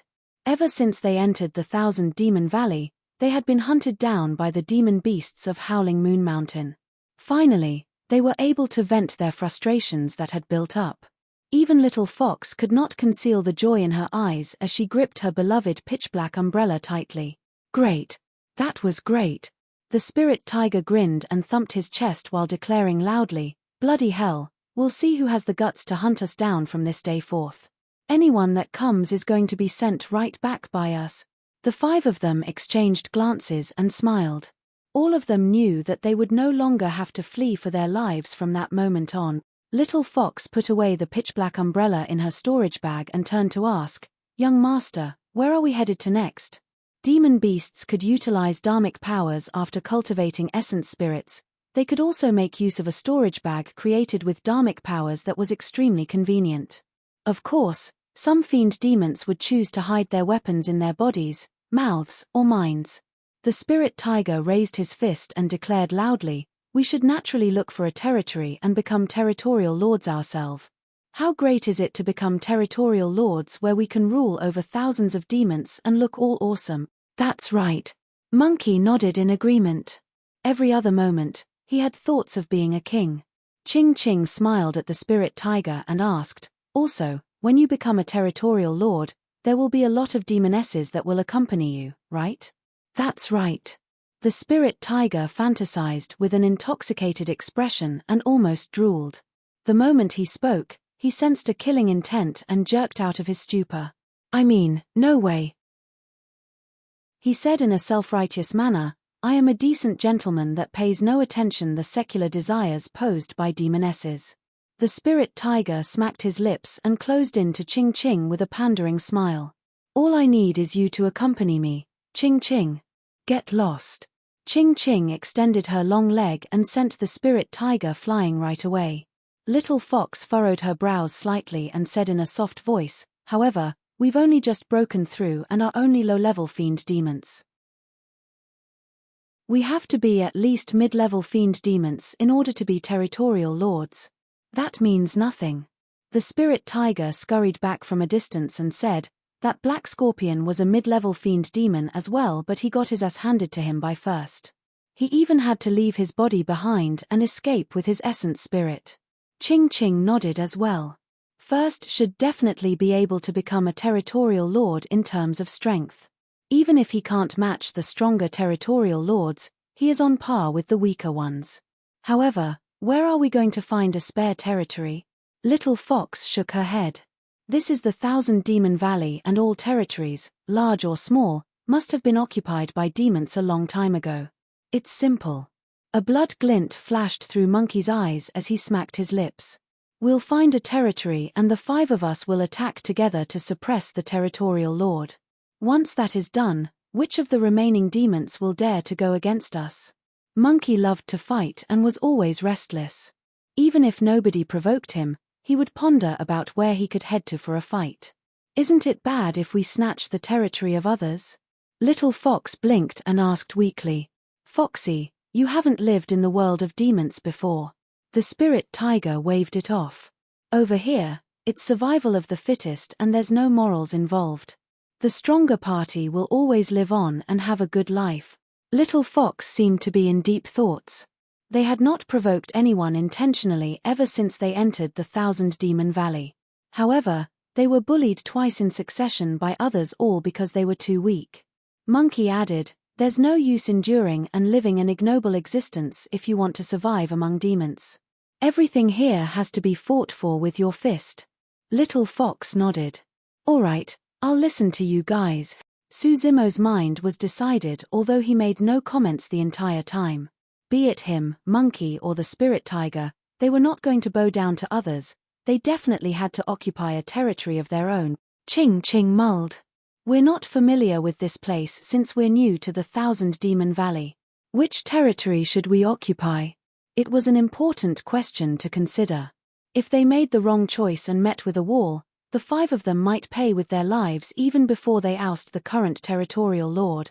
Everyone turned to Suzimo. Slowly, he said, "Let's go to Howling Moon Mountain."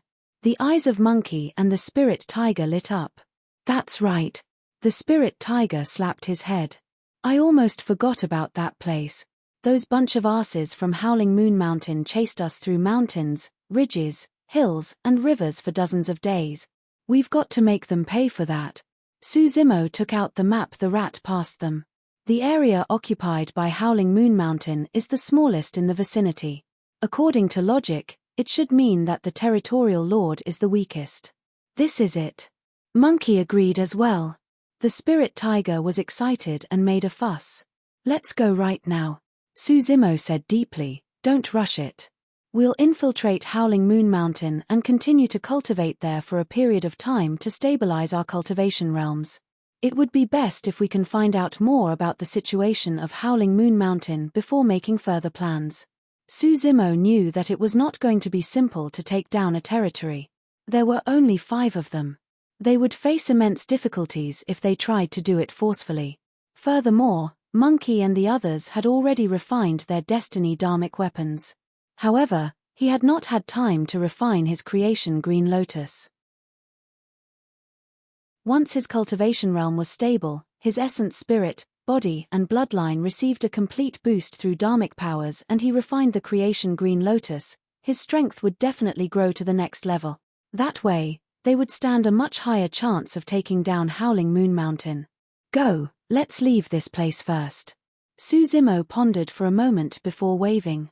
This was the territory of Black Sand Ridge, and the young master had just received serious injuries and even nearly died. It won't be long before experts came knocking. Chapter 8:13 Night Travels. Chapter 8:13 Night Travels. There was almost no peace in Howling Moon Mountain for the past month. The death of several hundred spirit demons and 2 of the 7 protectors was a major event. It was said that the demons that died were killed by demons that came from the ancient battlefield. Furthermore, there were only 5 of them and they were all spirit demons. During this period of time, every single demon in Howling Moon Mountain searched for the 5 of them and almost turned the entire place over, but to no avail. The demons realized that the 5 of them should have already escaped. Even if they were hiding in Howling Moon Mountain previously, they must have escaped from fear after they were hunted down on such a massive scale. Nobody noticed that this day, 5 fiend demons in human form had swaggered their way into the territory of Howling Moon Mountain. These 5 fiend demons were none other than Suzimo's who were being targeted right now. Puny demons of Howling Moon Mountain, Hubatian is back. The spirit tiger grinned. Ching Ching said, "I'm sure the demons of Howling Moon Mountain will never expect us to dare to return." Suzimo smiled. "It doesn't matter even if they've expected us to. They can't recognize us." A few spirit demons appeared in the vicinity. However, none of them acted unusually when they saw Suzimo's group. Instead, they avoided the group with respectful expressions. As the 5 of them passed through the forest, the sound of crickets echoed. However, all of them looked composed. Previously, they had nowhere to run because of those seemingly unassuming crickets.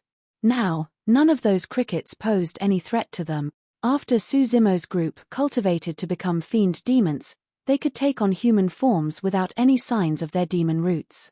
Although they could already take on human forms at the Golden Core realm, they would exude demonic chi and exhibit certain demon traits. For example, Monkey could not hide his long fur, the spirit tiger had the head of a tiger and the body of a human, Little Fox's tail would pop out from time to time. Now, even if other fiend demons were here, they would not be able to recognize the 5 of them, let alone these ordinary crickets. Only experts that surpassed them in cultivation realm would be able to see through them.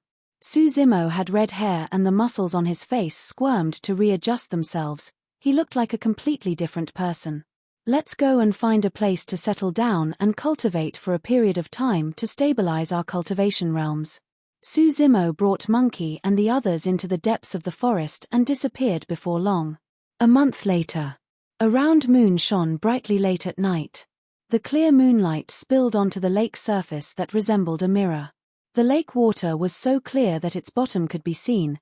It looked like there was a divine dragon that was swimming in the waters. A gentle breeze blew past and the moonlight rippled. The divine dragon vanished and a figure was reflected. On a stone slab beside the lake, a scarlet-haired man bathed in the moonlight and devoured heaven and earth. Every breath he took caused his body to echo with the sound of tsunamis. Rich demonic chi spewed out from his mouth and seemed to take on the shape of a divine dragon in midair. It circled once before it was sucked in by his nose again. The cycle repeated itself continuously. The aura around the man became increasingly frightening and he emanated a boundless might. All the demons in the vicinity had avoided the place a long time ago. The sound of the crickets had vanished entirely. The scarlet-haired man was none other than Suzimo. They had returned to Howling Moon Mountain and cultivated for a month. During this period of time, Suzimo's cultivation realm had stabilized. The augmentation to his essence spirit, bloodline, and body using dharmic power was complete as well. Right now, Suzimo was much stronger than he was a month ago. Even if he met with the young master of Black Sand Ridge's Black Sand Eclipse once again, he could dispel it without using Illumination Eye. Suzimo had benefited immensely for the past month. The scarlet-haired yin spirit cultivated the mystic classic of the 12 demon kings of the Great Wilderness. The black-haired essence spirit cultivated the Purple Thunder Manual and Great Day Rulai Sutra and was in a great condition. However, nothing happened to the creation Green Lotus. Suzimo was not discouraged. Legend has it that the creation Green Lotus was an item of the immortal world that was incomparably strong. It would be unusual if it was repaired that easily. He took out a stalk of soul-nourishing blood ginseng and consumed it to continue with his cultivation.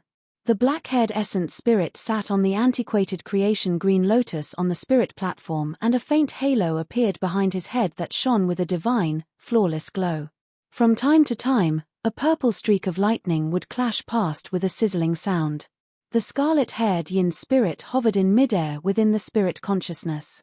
As time passed by, the skin of the scarlet-haired yin spirit became coarse and eventually, fiery red scales appeared one after another. They resembled metal plates that were burned bright red. The scales resembled those that grew on Suzimo's body during his dragonification. However, the scales were created from his spirit consciousness and were embedded on his essence spirit. Right then, something crossed Suzimo's mind. There was the saying of reverting the spirit to the void.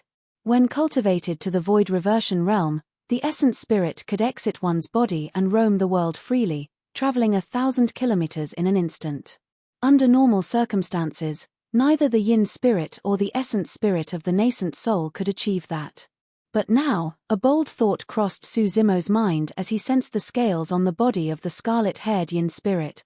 With a thought, Suzimo directed the black-haired essence spirit out of the spirit consciousness and the body. The moment it left his body, the black-haired essence spirit shivered. Although the temperature outside was normal, it was way too cold for the black-haired essence spirit to endure. Phew! The black-haired essence spirit returned to the spirit consciousness hurriedly and continued to cultivate. This time round, Suzimo directed the scarlet-haired yin spirit carefully out of the spirit consciousness. It was all right. When the scarlet-haired yin spirit with scales left the body, it did not feel uncomfortable. Suzimo was delighted, but he did not dare to be careless. Be it the yin spirit or the essence spirit of the nascent soul, the true threat they faced were the natural elements of the weather. The elements were unavoidable if the essence spirits wanted to roam the world. Before that thought was completed, a cold gust of wind blew past. Su Zimo grit his teeth. However, the scarlet-haired yin spirit did not return and stayed outside his body. The scarlet-haired yin spirit remained motionless against the cold wind. It was not damaged at all with the protection of the scales. Su Zimo was elated. If he was not wrong, those scales were dragon scales of the spirit consciousness that he had cultivated from the yin spirit section. Gradually, Su Zimo became even bolder. The scarlet-haired yin spirit shuttled through midair at an extremely fast speed and left streaks of red light. It was roaming the world freely and could cross 1,000 kilometers in an instant. This was originally something that could only be achieved by a void reversion's essence spirit. However, Su Zimo was able to do it by cultivating the yin spirit section of the mystic classic of the 12 demon kings of the great wilderness. The scarlet-haired yin spirit stood in midair and stared at its own body on the stone slab. It was looking at itself. It was a mysterious sensation. It was even more direct than the introspection of a spirit consciousness. Furthermore, the scarlet-haired yin spirit could roam the world and its detection radius was even wider than the spirit consciousness. Excited, Su Zimo decided to travel around Howling Moon Mountain at night using the scarlet-haired yin spirit. When an essence spirit leaves the body, the spirit consciousness would be left empty. This would mean that the body would become an empty shell without soul or consciousness. Even if the physical body met with danger, it would not know how to defend or dodge. Therefore, before leaving with one's essence spirit, cultivators would ensure that their bodies were hidden in secluded locations so that their foes could not find them. However, this was something Su Zimo wasn't worried about. Even with the departure of his scarlet-haired yin spirit, there was another essence spirit in his spirit consciousness. Chapter 8:14 Essence Spirit Secret Skill. Chapter 8:14 Essence Spirit Secret Skill. The scarlet-haired yin spirit hovered in midair without any weight. Su Zimo leaped down from the stone slab and walked towards a cave not far away. The black-haired essence spirit controlled his body and hid in the cave temporarily. That could potentially save him from some trouble. The black-haired essence spirit continued to cultivate while the scarlet-haired yin spirit vanished in a flash, headed towards the depths of Howling Moon Mountain. Without the shackles of the physical body, the essence spirit was closer connected to heaven and earth. It faced significantly less resistance traveling through the air and was extremely fast, moving 1,000 kilometers instantly. In reality, if Su Zimo wanted to explore the territory of Howling Moon Mountain himself, he would require at least 3 days and nights. However, with the speed of the scarlet-haired yin spirit, he could check out Howling Moon Mountain entirely with a single night. Shadows of trees passed by him in a fleeting manner. With the protection of the dragon scales, the scarlet-haired yin spirit shuttled through the forest freely and roamed the world with an indescribable freedom. Su Zimo followed the map in his hands and gradually closed in to the center of Howling Moon Mountain. That was the resting ground of the Howling Moon Mountain Territorial Lord. Under normal circumstances, be it the yin spirit or a nascent soul realm essence spirit, neither were strong enough to carry physical objects. The yin spirit could not even lift something as light as a goose feather, let alone this map. However, with the dragon scales, the scarlet-haired yin spirit could lift light objects such as the map of Howling Moon Mountain. Su Zimo was shocked. The mystic classic of the 12 demon kings of the great wilderness was truly strong. Although the black-haired essence spirit cultivated the Purple Thunder Manual and Great Day Rulai Sutra, 2 top-tier cultivation techniques of the Immortal and Buddhist Taoes, it could not roam the world, let alone lift physical objects. However, the yin spirit section from the mystic classic of the 12 demon kings of the great wilderness alone could achieve it. The yin spirit section came from the Ocean Dragon King. In other words, even the dragon race of Tianhuang mainland might not be able to surpass Su Zimo's in terms of their spirit refinement legacy. 2 hours later, Su Zimo was close to the core of Howling Moon Mountain. In order to avoid detection, the speed of the scarlet-haired yin spirit gradually slowed down. There were evidently more fiend demons around the vicinity. However, none of the fiend demons noticed Suzimo's presence. Firstly, most of them were cultivating and were hardly distracted. Secondly, the scarlet-haired yin spirit was merely the size of a thumb and was extremely fast. Even if somebody caught a momentary glimpse of it, they would have thought that they were seeing things and thought nothing of it. Thirdly, although Suzimo had just advanced to the nascent soul realm, his scarlet-haired yin spirit was already much stronger than the essence spirits of other fiend demons since it could roam the world. With that, it was even more difficult for those fiend demons to notice Suzimo. That was also why it was so powerful for the essence spirit to be able to leave one's body. Low-level fiend demons would hardly realize that they were being spied on at the side. Suzimo continued advancing and his speed slowed down. He could clearly feel that there were two fiend demons cultivating at the front not far away. The dharmic power fluctuation around them was extremely strong and surpassed the other fiend demons. There were two mid-level fiend demons. Suzimo paused in his tracks and hid himself without advancing. If he was not wrong, the two mid-level fiend demons should be the Howling Moon Territorial Lord, Black Wolf, and his deputy, Chan Rui. The two of them were mid-level fiend demons and could use their essence spirits to roam. Suzimo hid himself carefully far away, not wanting to alarm the two of them. All of a sudden, Black Wolf stood up with an imposing aura. He hollered with a fervent gaze, "Who is there? How dare you spy on Howling Moon Mountain? Not good, I've been discovered." Suzimo was alarmed. There's no wonder why he's the Howling Moon Territorial Lord. Indeed, he's capable. To think that he can even sense me despite how far I'm hiding here. Suzimo was prepared to flee the moment the thought crossed his mind.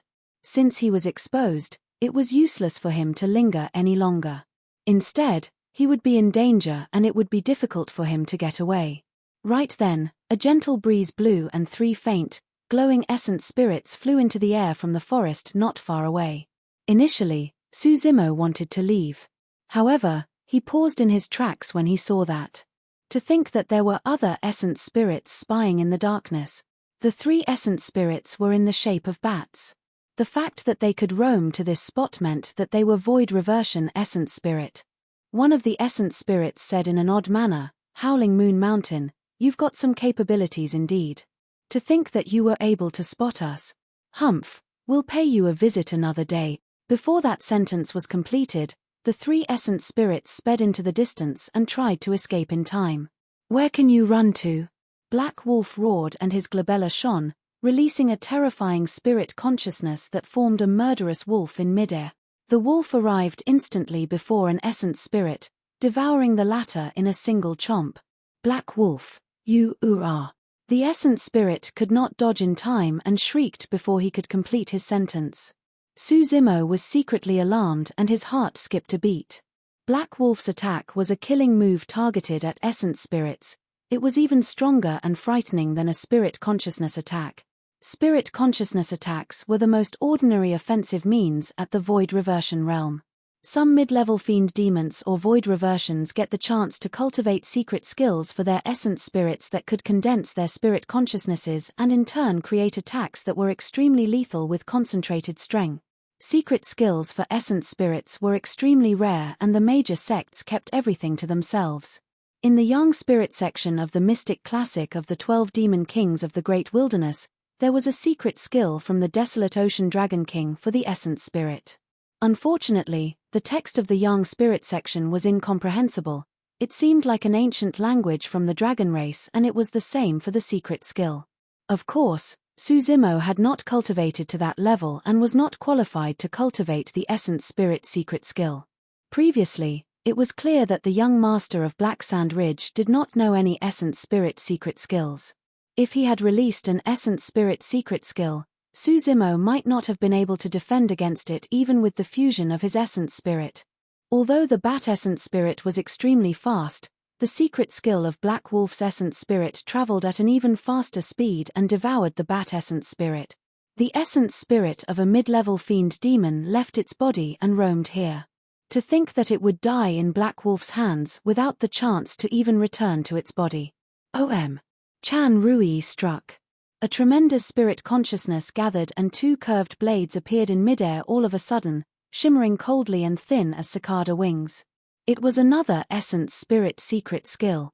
The two curved blades descended onto another essence spirit that was escaping and weaved across one another. The bat essence spirit was sliced by the sabers and perished on the spot.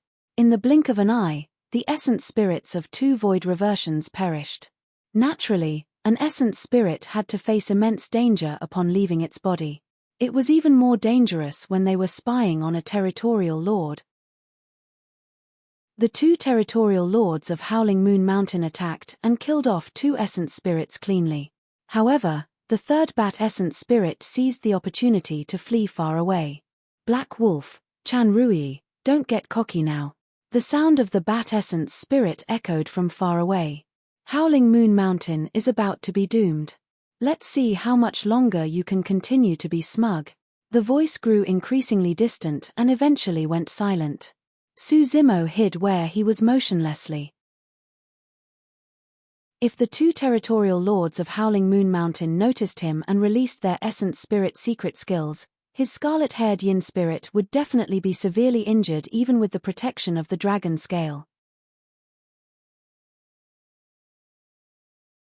Chapter 8:15 Danger in Howling Moon Mountain. Chapter 8:15 Danger in Howling Moon Mountain. Although the essence spirit could roam the world upon leaving the body and travel at 1,000 kilometers in an instant, if it was severely injured, it would result in the death of the body. There was no return. In the blink of an eye, two mid-level fiend demons had perished here. The three mid-level fiend demons must not have expected the two territorial lords of Howling Moon Mountain to discover their presence. Less than that, they did not expect the two territorial lords to be this ruthless and cultivated essence spirit secret skills. A single attack from both of them killed off two essence spirit. Suzimo was secretly alarmed when he witnessed everything. Thankfully, he came to check things out and understood the situation. Otherwise, he might have taken a huge loss if he took on the two territorial lords. Although they were all mid-level fiend demons, the strength of the two territorial lords of Howling Moon Mountain were far superior to the young master of Black Sand Ridge. The massive battle ended instantly. As though they no longer had any mood to cultivate, Black Wolf and Chan Rui exchanged glances in silence. There was a hint of worry on their faces. Suzimo was puzzled. Although it was a clear victory, why did it seem like they had lost? When he recalled the statement left by the mid-level fiend demon, he realized that things might not be as simple as they seemed. Black Wolf said with a grim expression, "Cyclone Cave can't hold it back any longer. To think that they sent 3 mid-level fiend demons to spy on us. Thankfully, I noticed their presence, or the two of us might be killed if they took the first move. Actually, the territorial lord of Cyclone Cave is still cautious of us. Otherwise, he would not have sent people to come and spy on us first," Chan Rui deduced. Black Wolf shook his head. "We can still fight if it's only Cyclone Cave. However, that's not the only threat to Howling Moon Mountain. There's also Black Sand Ridge and Ghastly River," Chan Rui continued. "That's right." Black Wolf sighed. "Those 3 territories have their sights on us. I'm afraid Howling Moon Mountain won't be able to get through this ordeal. What I'm most afraid of is if they form an alliance." Chan Rui remained silent with a heavy heart. At that point, Suzimo had already obtained quite a bit of useful information. When he saw the territorial lords in an uneasy mood, he knew that it was a rare opportunity and left carefully and silently, exiting the region soon after. Not long after Suzimo left, Black Wolf suddenly frowned and said in a deep voice, "Earlier on, apart from the 3 of them from Cyclone Cave, there seemed to be someone else was spying on us." "Ah!" Chan Rui froze for a moment. Black Wolf continued, "It was an intermittent feeling and I'm not entirely sure either." "Was it from Black Sand Ridge?" Chan Rui asked. "Not likely." Black Wolf shook his head. "In this period of time, the fiend demons of Black Sand Ridge are searching for a group of mysterious strangers. There's no reason for them to head here. I heard about that incident as well. The young master of Black Sand Ridge's physical body was ruined and he almost died." Chan Rui chuckled. "However, if they're not from Black Sand Ridge, who were they? Could it be?" Suddenly, Chan Rui froze and looked at Black Wolf instinctively. Their gazes met in midair and Chan Rui's heart skipped a beat. That person from Ghastly River? It should be. Black Wolf nodded. He's most likely the only one that can sneak beside us stealthily and leave without a trace. That's going to be troublesome. Chan Rui sighed. Suzimo was already gone and naturally did not know that the two territorial lords of Howling Moon Mountain thought of him as somebody else. At that moment, Suzimo was in the skies soaring through the clouds as he looked down on the territory of Howling Moon Mountain to survey its terrain and listen into the surroundings. All of a sudden, he froze and slanted his head in midair to listen carefully for a brief moment. Thereafter, his lips curled with a fake smile and a strange look flashed through his eyes. If he extended his spirit consciousness through the ground beneath him, he could clearly detect that it was not fully solid. It was interconnected with multiple tunnels to form caves one after another. Demonic chi was rich and everything eventually converged towards a massive palace. The palace was made of gold and shone brightly with an earthly aura. There were countless rats scurrying around the palace in a joyful manner. Some of the rats huffed as they carried wine.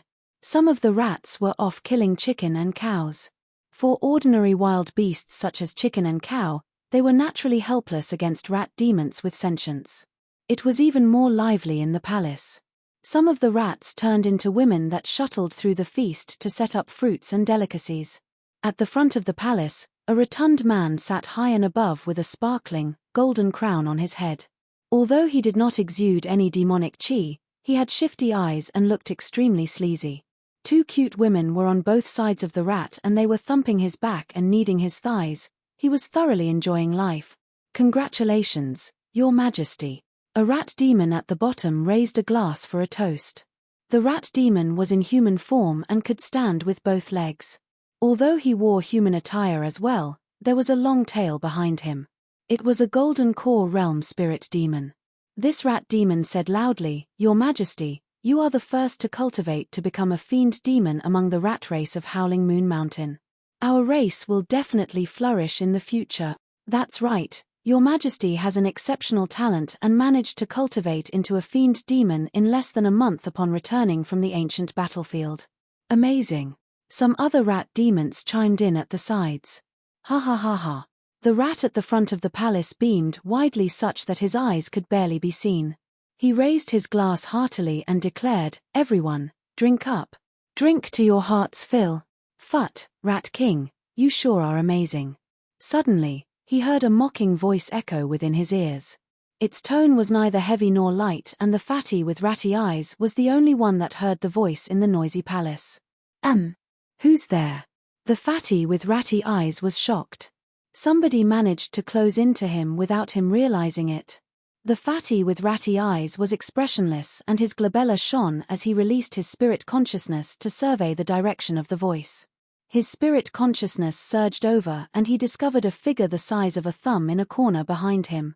It had shoulder-length scarlet hair, was lined with scales throughout its body and its appearance could not be seen clearly. "Pest!" The Rat King gasped and was shocked.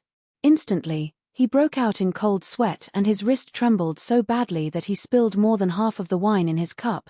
Although he did not know who this intruder was, he knew that only a mid-level fiend demon could send an essence spirit out of their body. "Follow me, don't make a fuss." The scarlet-haired essence spirit's voice was cold and emotionless. In a flash, it vanished into the darkness.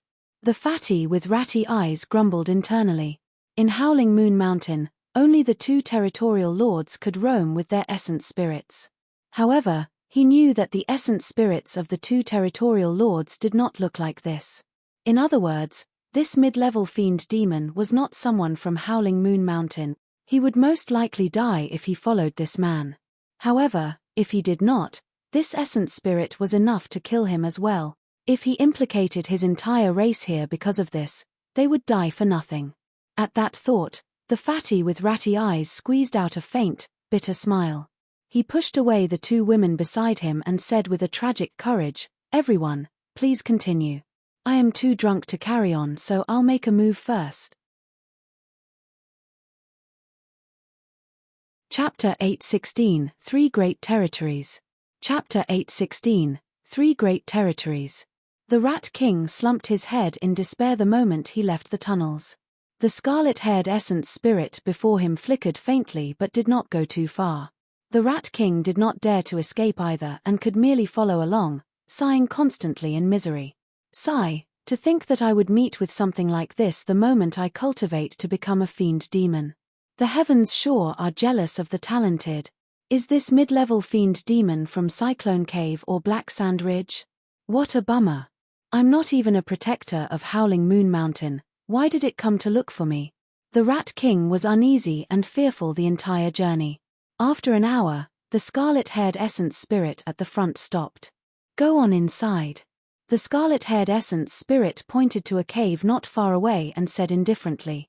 The Rat King felt that the voice sounded familiar. However, he was completely overwhelmed by fear at that moment and could not think properly. The cave before him seemed like the gigantic mouth of a desolate, gargantuan beast, and he was sending himself into death's gates. Highs. The Rat King sighed again and grit his teeth, entering the cave reluctantly. The cave was not big and could be seen in its entirety with a mere glance. Although the light within was dim, the Rat King that was now a fiend demon was almost unaffected. There were 5 people in the cave. They dressed like human cultivators.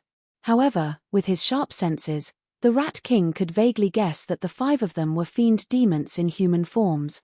Among the 5 of them, some laid down on the ground with one leg crossed against the other lazily, some sat properly while some stood in silence. For some unknown reason, all of them looked at him with odd gazes. The Rat King felt his scalp prickle from their gazes and did not know what to do.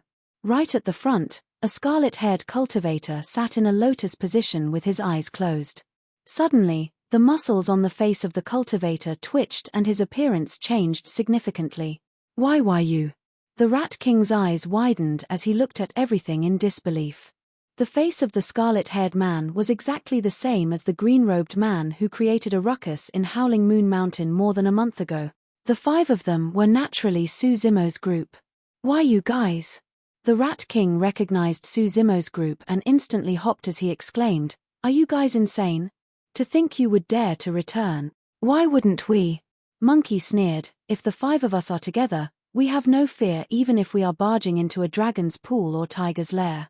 Howling Moon Mountain is nothing." That's not the case.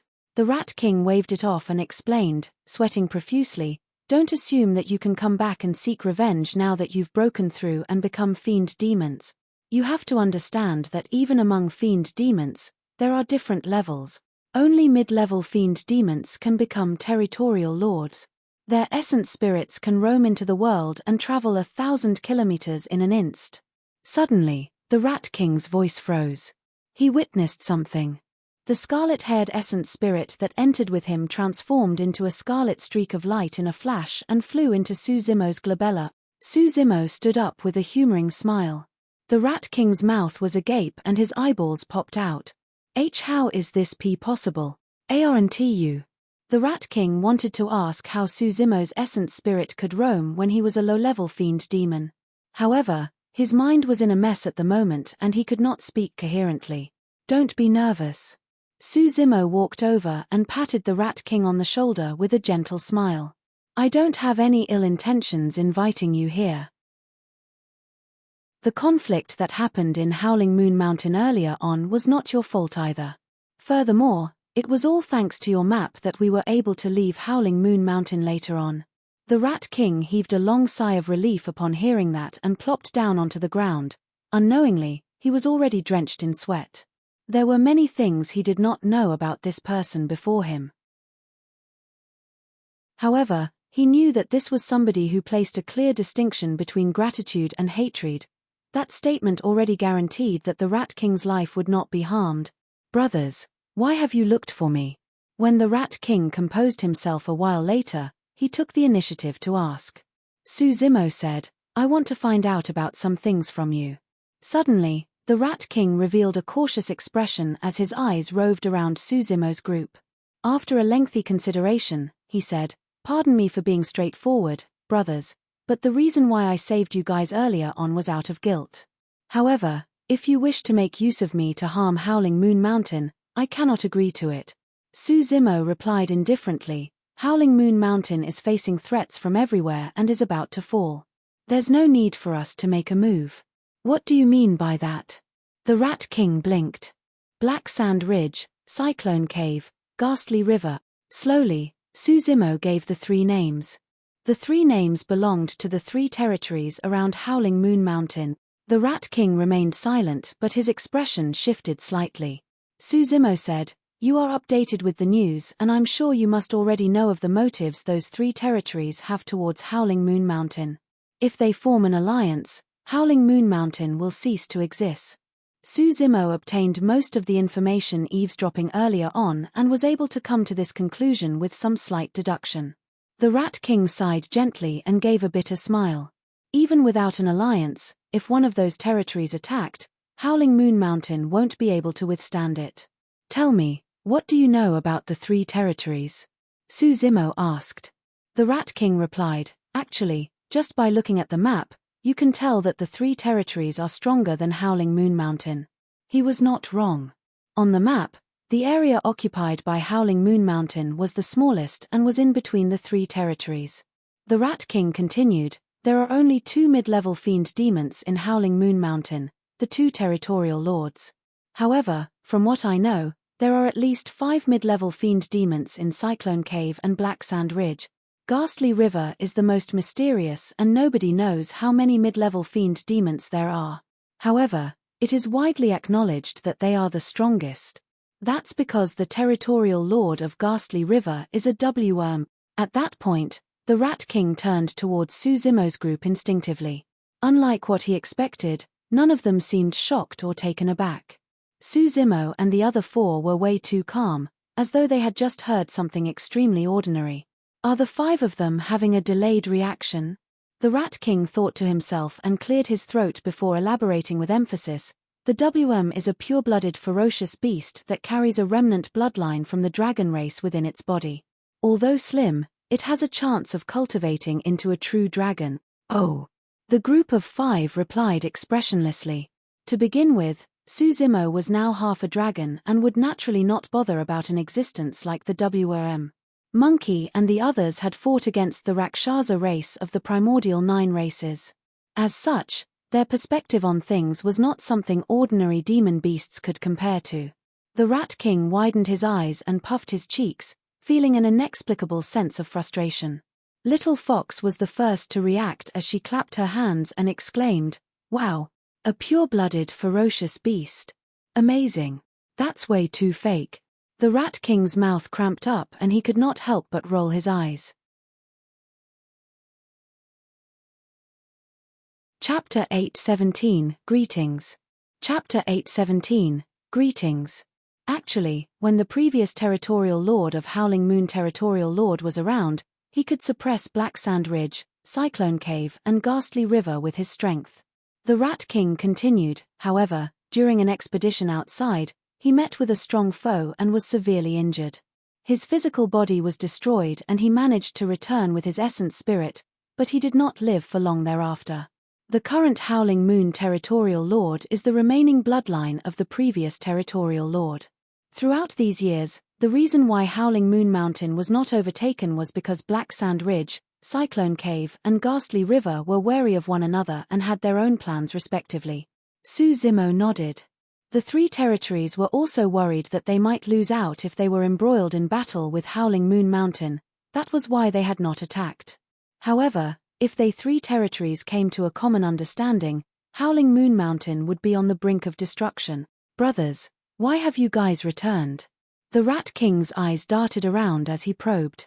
The spirit tiger raised his chin and declared proudly, We've naturally returned to take over the place and replace the current territorial lords. Bullshit. The Rat King pouted his lips slightly and sneered in his mind. In his opinion, the spirit tiger was definitely spouting nonsense. They must be dreaming if they thought that a few low-level fiend demons could take over an entire territory. You don't believe us? Monkey walked over and lifted the Rat King up by the shoulders, smirking. I do. The Rat King shuddered and replied hurriedly with a smile. Monkey smirked even deeper. Since you do, help us then. We're lacking in manpower and you do seem like someone who knows what's good for you. The Rat King lamented internally but could only force himself to reply, well, I'm indebted to the previous territorial lord and the current territorial lord is nice to me as well. Suddenly, a thought crossed the Rat King's mind. Brothers, you are actually not at fault for everything that happened previously. I can clarify the matter in front of the territorial lord. Now that you guys are already fiend demons, given your capabilities, there's definitely a chance for you guys to become protectors of Howling Moon Mountain. Alright. Suddenly, Suzimo spoke, we'll trouble you then. Alright. The Rat King patted himself on the chest and declared loudly, don't worry, everyone, I'll try my best to help you guys plead for mercy. Our territorial lord is a wise man and will definitely not be calculative over what happened previously. Suzimo nodded. Alright, you can head back. The Rat King froze slightly. They were letting him off just like that. He had not expected everything to proceed so smoothly. The Rat King froze for a brief moment but snapped out of it swiftly. He said with cupped fists, brothers, please wait here for my favorable reply. I'll return as soon as I can. He turned and left the cave, vanishing into the darkness before long. First, we're letting him off just like that. The spirit tiger scratched his head and said in a deep voice, this rat seems shifty and dishonest. What if he brings a group of people and encircles us instead? Suzimo replied pensively, let's see what their decision will be. 10 days later. Within the cave, Suzimo, who was originally in quiet meditation, opened his eyes and a divine flash of light flickered briefly. Before long, Monkey, the spirit tiger and Monkey stirred awake from their cultivations as well. The rat is back. Monkey's ears twitched. He seems to be the only one. Suzimo nodded and rose with a look of relief in his eyes. Although he did not know what the territorial lords thought, he knew that the rat did not backstab them at the very least. Before long, the Rat King burrowed into the cave and rubbed his palms with a huge grin. Hehe, thankfully, things worked out well. Brothers, follow me to meet the territorial lord. All right. Suzimo agreed to it. Amazing. The Rat King praised. Brothers, don't think too much about it. After all, the position of a protector is dignified and the territorial lord wishes to meet you guys in person before he can make the decision. That's for sure. Suzimo nodded. Thereafter, Suzimo's group of 5 left the cave with the Rat King and headed to the center of Howling Moon Mountain. With the lead of the Rat King, their journey was mostly without obstacles despite some slight dangers. Before long, they arrived at a cave in the center of Howling Moon Mountain. The spirit tiger and little fox were extremely curious and looked all around them the entire journey. Suzimo's expression was calm. His essence spirit roamed to this place 10 days ago, so everything was not new to him. Brothers, follow me. The Rat King led the way into the cave and Suzimo's group of 5 followed close behind to enter. The moment they entered the cave, their vision lit up. The cave abode was extremely spacious and gigantic pearls the size of fists were adorned on the walls on all 4 corners. They shone brightly and looked majestic. The spirit tiger's eyes lit up and he wished that he could take off all the night luminance beads and keep them for himself. Insolent. Suddenly, a voice hollered. Everyone turned towards the voice. Not far away at the front, a black-faced burly man sat in a crude position in the manor. He was expressionless as he gazed at them. Suzimo had seen this person before and naturally knew that this was Howling Moon Mountain's territorial lord, Black Wolf. A lady with a white shawl sat at the bottom left of Black Wolf quietly without raising her head at all. This was Howling Moon Territorial Lord's Deputy Territorial Lord, Chan Rui. However, neither of them were the ones that hollered earlier on. A muscular man stood behind Black Wolf. His eyes resembled bronze bells and he was burly and muscular at more than 10 feet tall. Bronze-colored muscles that resembled rocks bulged up one after another on his exposed arms. The burly man shouted again with a rumbling aura, "Why aren't you guys heading over to greet the 2 territorial lords?" The Rat King said softly in a flustered manner, "That's the leader of Howling Moon Mountain's protectors, Bronze Bull, and he's the strongest in combat. Brothers, it's best not to offend him. Monkey had a proud expression and pouted his lips. Suzimo's group of 5 did not move. Bronze Bull's gaze froze up and he was angered. Right as he was about to flare up, Black Wolf that sat at the front waved it off. Bronze Bull panted heavily and endured it for the time being. However, he glared at Suzimo's group of 5 with an unfriendly expression. The moment Suzimo's group of 5 entered the cave abode, Black Wolf had been sizing them up with a frightening gaze. He was a mid-level fiend demon and a territorial lord. The aura and might of his presence was so powerful that ordinary demon beasts wouldn't be able to withstand it. Most of them would kneel on the ground and take the initiative to greet him. However, he could not see any bit of fear from the faces of the 5 people before him. Even though they were up against 2 territorial lords. Even though they were facing 2 mid-level fiend demons. It was especially the case for the scarlet-haired man leading them. This man had a composed expression and calm gaze without any bit of uneasiness and even dared to meet Black Wolf's gaze. Interesting. Black Wolf laughed internally. Even Chan Rui raised her head and took a special glance at Suzimo. You dare to come knocking on my doors even after killing 2 of my protectors? Aren't you afraid I'll kill all of you? A moment later, Black Wolf spoke slowly with a bright gaze. Instantly, the atmosphere turned murderous. Before Suzimo could react, the Rat King was the first to be startled and said hurriedly, Territorial Lord, didn't we agree earlier to let bygones be bygones? Why you? Black Wolf had a cold gaze and said coolly, I'm reneging on my words. You have an issue with that. The Rat King was speechless and sweat rolled down his forehead profusely. Chapter 8:18 What rights do you have? Chapter 8:18 What rights do you have? Instantly, the tension in the cave abode became repressive. A murderous aura spread. Bronze Bull twisted his neck and smirked sinisterly at Suzimo's group. A single order from Black Wolf was all he needed to lunge forward. Chan Rui did not raise her head and said nothing the entire time. However, unknowingly, 2 curved sabers as thin as cicada wings had appeared in her hands. They were almost transparent and exuded a frosty aura. Black Wolf was silent and glared at Suzimo fixedly. To his surprise, even after he revealed his clear killing intent, this man was still expressionless the entire time. His eyes resembled a deep ocean that was totally unmoved. Aren't you afraid? Black Wolf raised his brow. Suzimo merely smiled nonchalantly. If you wished to kill us, why would you need to lure us here? All right. Suddenly, the killing intent on Black Wolf's face dissipated and he nodded with a faint smile. Everything aside, the fact that you dare to come to my cave abode, that boldness alone triumphs every other protector of Howling Moon Mountain. The Rat King was stunned. Bronze Bull was equally stumped. Suzimo was the only one with a calm expression, as though he had expected this. I heard about everything that happened previously. Although my fiend demons were in the wrong previously, you still killed many demons and 2 protectors under my lead. Black Wolf said with a deep voice, you can be a protector of Howling Moon Mountain, but bear in mind that you carry a sin, so you will have to give your best in the future. That's for sure. Before Suzimo could reply, the Rat King chimed in with a wide beam. Territorial Lord, isn't this a little too hasty? Bronze Bull was indignant and glanced askance at Suzimo's group as he could not help but say, this man has clearly just broken through and looks so young, how experienced can he be? The status of a protector is extraordinary. No matter what, you've got to test out his skills first. Shall I play with you? The moment there was the possibility of a fight, Monkey's eyes lit with a scarlet glint as he hopped out right away. He had only fought the fiend demons of Black Sand Ridge ever since he became a fiend demon.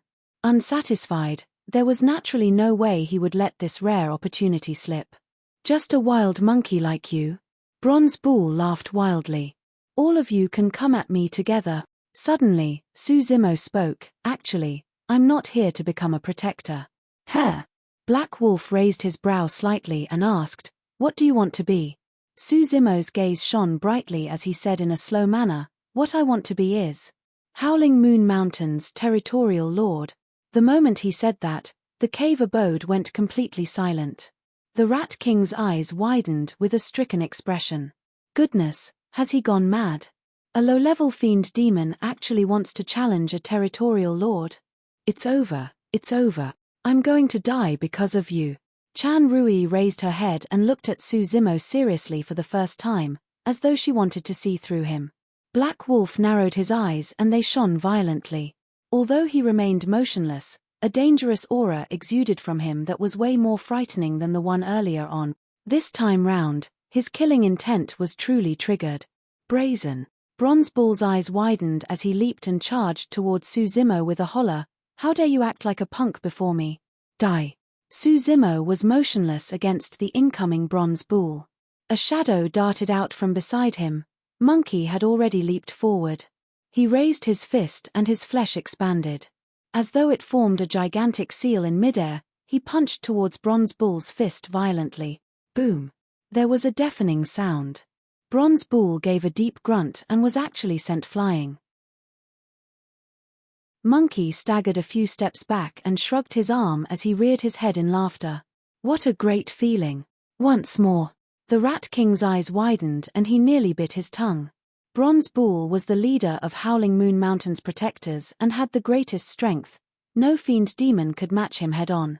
To think that this monkey that had just cultivated to a fiend demon was able to take Bronze Bull head-on without being disadvantaged. Furthermore, the Rat King knew Monkey was not the strongest in combat within the group. It was the scarlet-haired man. Could that man really be able to? A thought crossed the Rat King's mind that startled him. Immediately after, he denied it himself and lamented internally, impossible. Absolutely impossible. No matter how strong he is in combat, there's no way he can threaten the territorial lord. Black Wolf did not move and merely watched Su Zimo. In reality, his spirit consciousness was already spread and was surveying the activity in the radius of 5 kilometers.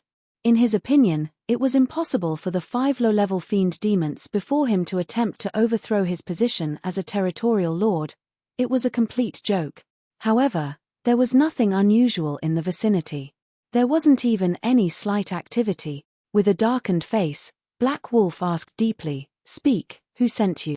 In his opinion, Su Zimo's composure was definitely because he had backing that most likely came from Black Sand Ridge, Cyclone Cave or Ghastly River. "Black Wolf, you're thinking too much." Su Zimo smiled with a deep gaze and said idly, as though he had read Black Wolf's thoughts, "I'm not from Black Sand Ridge, Cyclone Cave or even Ghastly River. It's just the 5 of us brothers here." Black Wolf grinned as well, revealing a row of sharp, pearly-white fangs. "Interesting. The 5 of you think that you're enough to overthrow me?"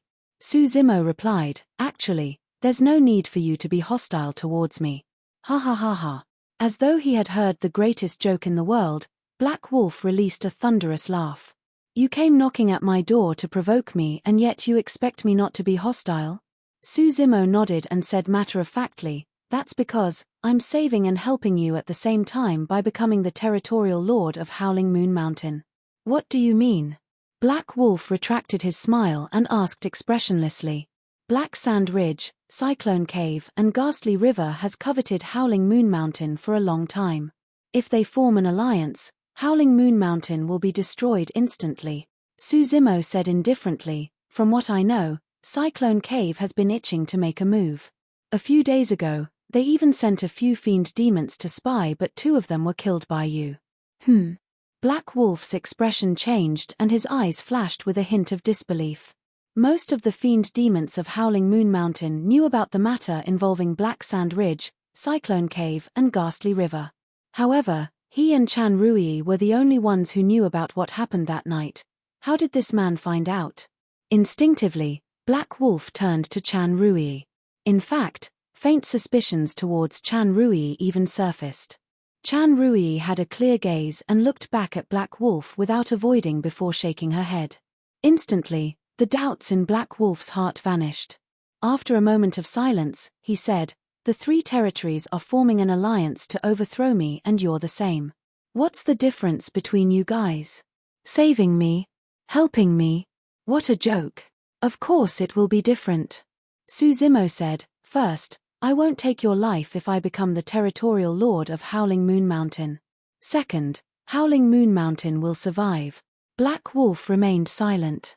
Those 2 points were indeed important. He had a deep grudge with the 3 territories, and he would definitely die if they were to form an alliance. Howling Moon Mountain would cease to exist as well, split up by the 3 territories. As for how I'm going to save and help you, that's even easier to explain. Su Zimo smiled. I'll become the territorial lord of Howling Moon Mountain and will naturally take over the matter of defending against the 3 territories. All you have to do is assist me.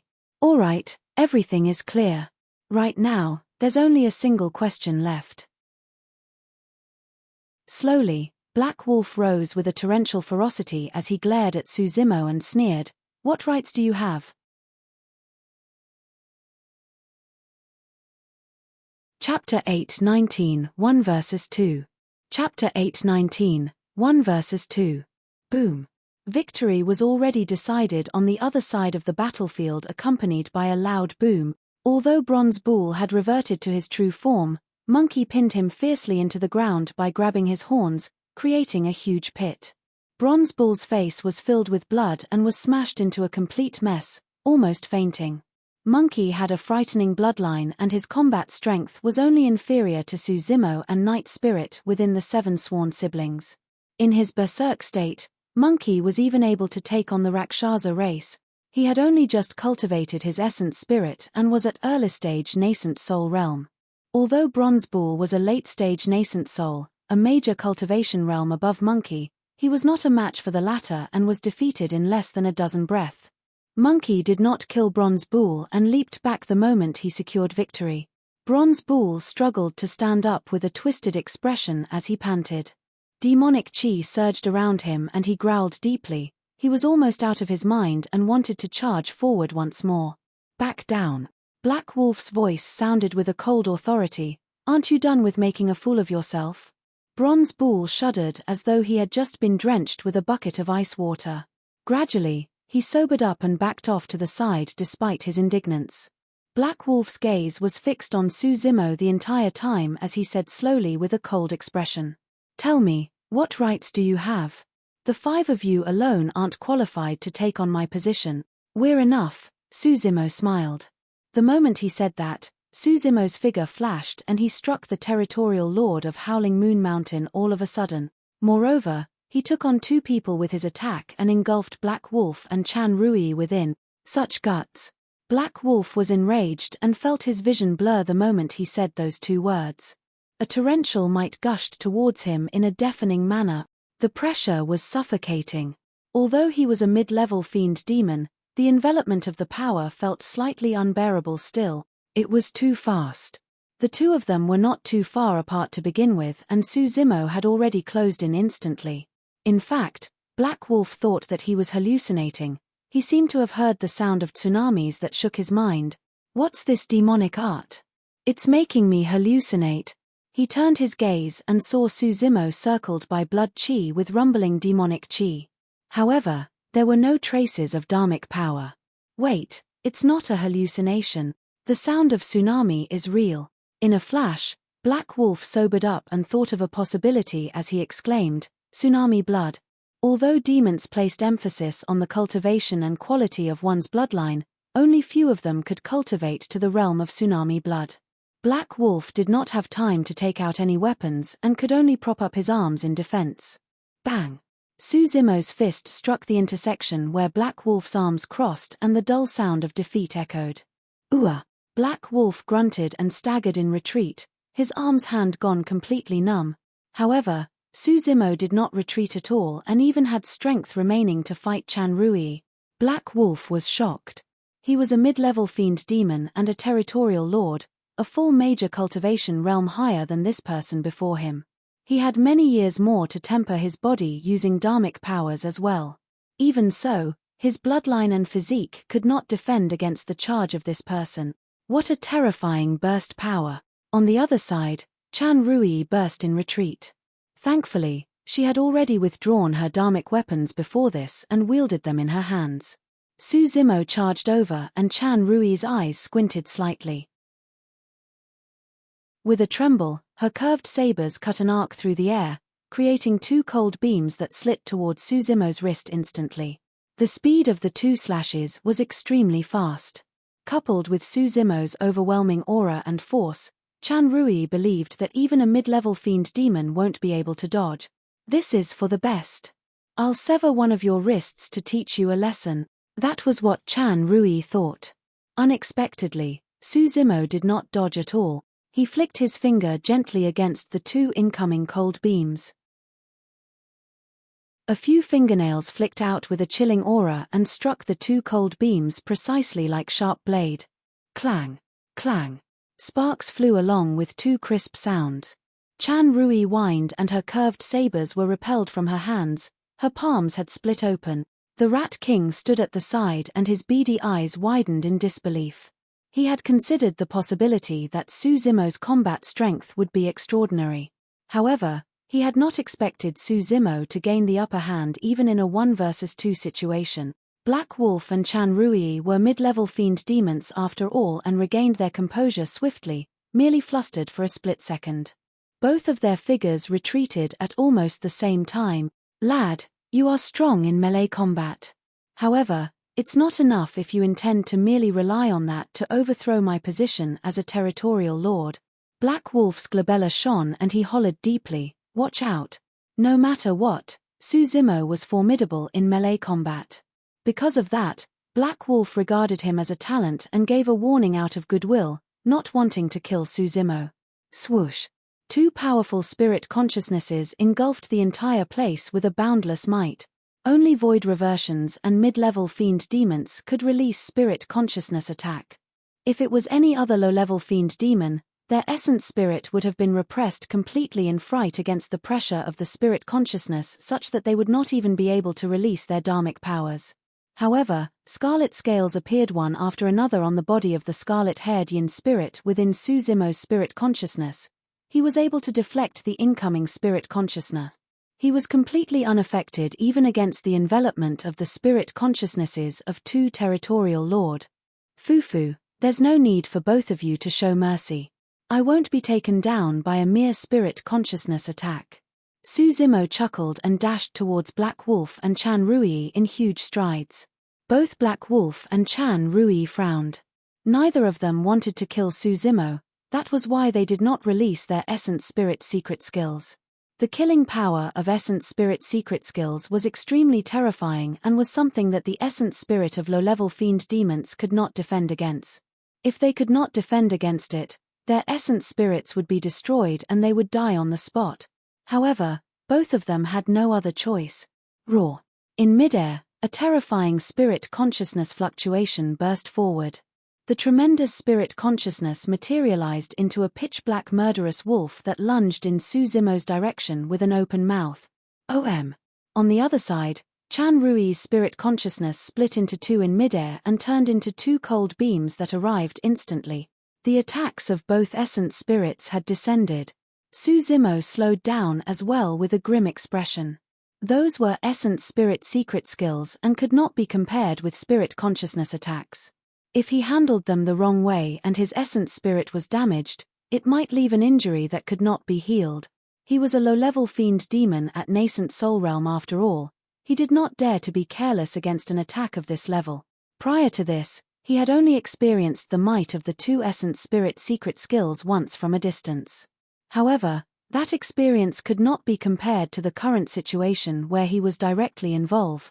Instantly, a thought crossed Suzimo's mind. Even if his essence spirits were to fuse and release a spirit consciousness attack, it would be difficult for him to defend against these two essence spirit secret skills. Chapter 820, Subdued. Chapter 820, Subdued. If Suzimo did not understand Black Wolf and Chanrui's capabilities and received essence spirit secret skills from them all of a sudden, he would have been flustered. However, prior to this, he roamed with his essence spirit and witnessed the might of their essence spirit secret skills. As such, he had already thought of a way to deal with them. With a single thought from Suzimo, rays of golden light extended from his left wrist in a saintly and flawless manner, creating an indestructible barrier around her. Boom! Clang! Clang! In midair, when the Black Wolf materialized from spirit consciousness and the two curved sabers that were as thin as cicada wings slashed the barrier, a deafening boom echoed. The golden barrier trembled and a series of ripples appeared. It managed to defend against the two essence spirit secret skills completely. This. Black Wolf and Chan Rui were shocked. Ordinary dharmic weapons could defend against dharmic arts, normal weapons, and the burst of various different powers. However, they could not defend against the power of an essence spirit. If one wanted to defend against an essence spirit secret skill, they would have to either go head-on with the power of their own essence spirit or utilize special essence spirit dharmic weapons. However, essence spirit dharmic weapons were way too rare and difficult to refine. Even among the cultivation world, there were few of them, and they were even rarer than carnate dharmic weapons, let alone in the world of demons. Right now, the golden barrier managed to block both essence spirit secret skills completely. This meant that their enemy was in possession of an essence spirit dharmic weapon. Furthermore, the essence spirit dharmic weapon was extremely powerful. Although he was only at nascent soul realm, he was able to use that essence spirit dharmic weapon to defend against their combined attack. Both Black Wolf and Chan Rui were at a loss. Indeed, Suzimo was in possession of an essence spirit dharmic weapon. This dharmic weapon was given to him by the old monk at the bottom of the Dragon Burial Valley. It was one of the treasures that held up the Daming Monastery in the past, the Mingwang prayer bead. Initially, there were 6 beads for the Mingwang prayer beads, and they were carried around by the titular disciple of Daming Monastery at the time, Monk Daming. However, as the sands of time passed, Monk Daming's demise resulted in the scattering of the Mingwang prayer beads. Right now, it was incomplete with only 4 prayer beads. Even so, the 4 Mingwang prayer beads were not to be underestimated. At the Golden Core realm, it was difficult for Suzimo to control the Mingwang prayer beads. He could only wear it on his wrist and use it to block the detection of spirit consciousnesses. It was only after he cultivated his essence spirit that he was able to make use of some of the Mingwang prayer beads' power. Of course, the true power of the Mingwang prayer beads would only be unleashed after he advanced to the Void Reversion realm and achieved higher attainments in his cultivation. Right now, the Mingwang prayer beads could only be used by him to defend against essence spirits. However, that was more than enough. It was sufficient to defend against the essence spirit secret skills of the 2 territorial lord. Instantly, things changed on the battlefield. The fact that Black Wolf and Chan Rui's essence spirit secret skills were rendered useless meant that they would have to endure Suzimo's torrential and suffocating melee combat attack. Bang! Bang! Bang! Bang! There was a series of deafening sounds. Shadows fluttered in a dizzying manner. In less than 10 breaths, Black Wolf and Chan Rui were sent flying as they smashed onto the stone walls behind them heavily, sliding down in a slow manner. Suzimo stood opposite them not far away quietly with a clear gaze. His attire was tidy and prim, as though he had not moved at all. It was a complete defeat. Black Wolf and Chan Rui had pale expressions and felt like their bones were about to split. However, they grit their teeth and did not make any sound. Both of them looked at Suzimo with conflicted expressions. They were both smart and could clearly sense that this man had shown mercy earlier on. Otherwise, given his capabilities, it would have been extremely to him to kill them off once he had the advantage earlier on. Suddenly, Black Wolf thought of something that sent his heart racing. If he had truly reneged on his words earlier and ordered for this man to be killed, he would have been a corpse lying on the ground at this moment. His mercy towards Suzimo was in fact mercy for himself. In truth, Black Wolf was not far off the mark. Indeed, those were Suzimo's intentions when he headed here. They wanted to take over as kings, but they did not have much helpers under their liege. It would naturally be for the best if they could recruit Black Wolf and Chan Rui without bloodshed.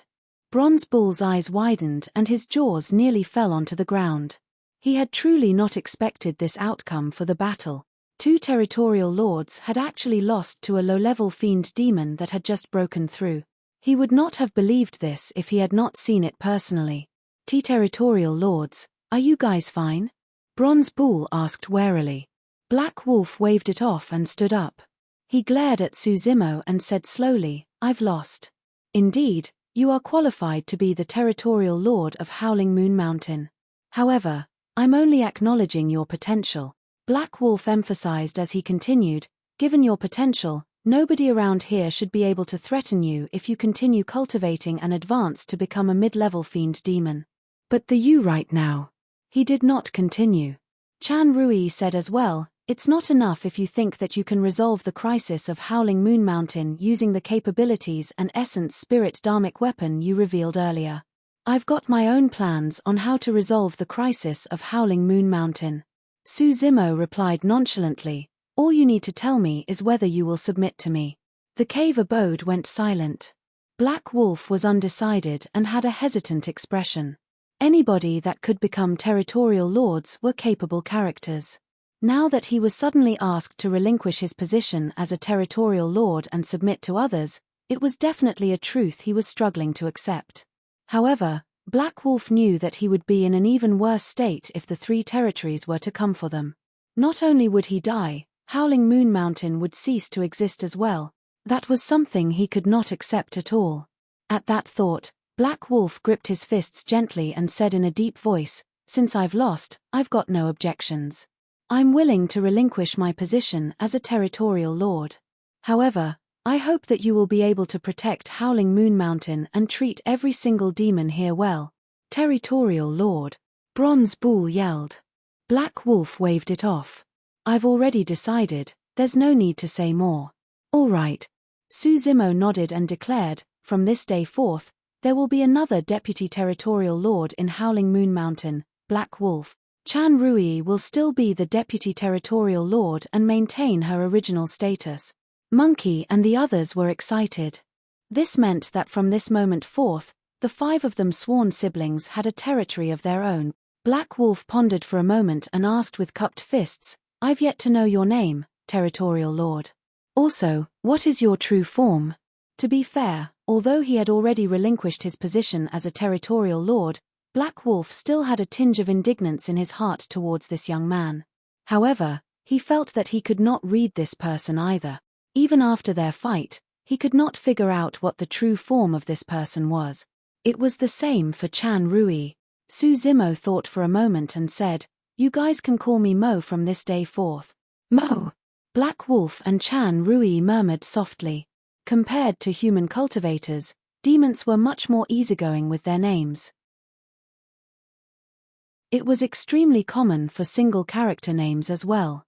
There were even many demon beasts such as Monkey who could not even be bothered to give themselves a name. Both of them exchanged glances and could see the confusion in the other's eyes. Although Su Zimo only replied to one of the questions, Black Wolf and Chan Rui were tactful and did not push further. Chapter 821, Dealings. Chapter 821, Dealings. The territorial lord of Howling Moon Mountain had changed. A huge stir broke out in the entire territory as the news spread swiftly. The Rat King and Bronze Bull were the only demons who witnessed the fight in the cave abode personally. Most of the other demons were confused. The only thing they knew was that their original territorial lord, Black Wolf, became a deputy territorial lord after meeting the few of them, and there was a change in the territorial lord. Everything happened way too quickly and peacefully.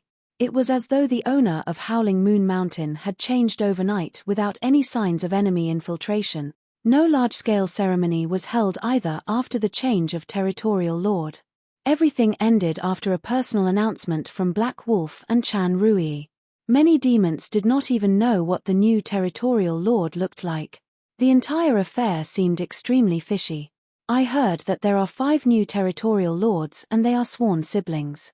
They are a group of 5 indeed, and I've even seen 4 of them before.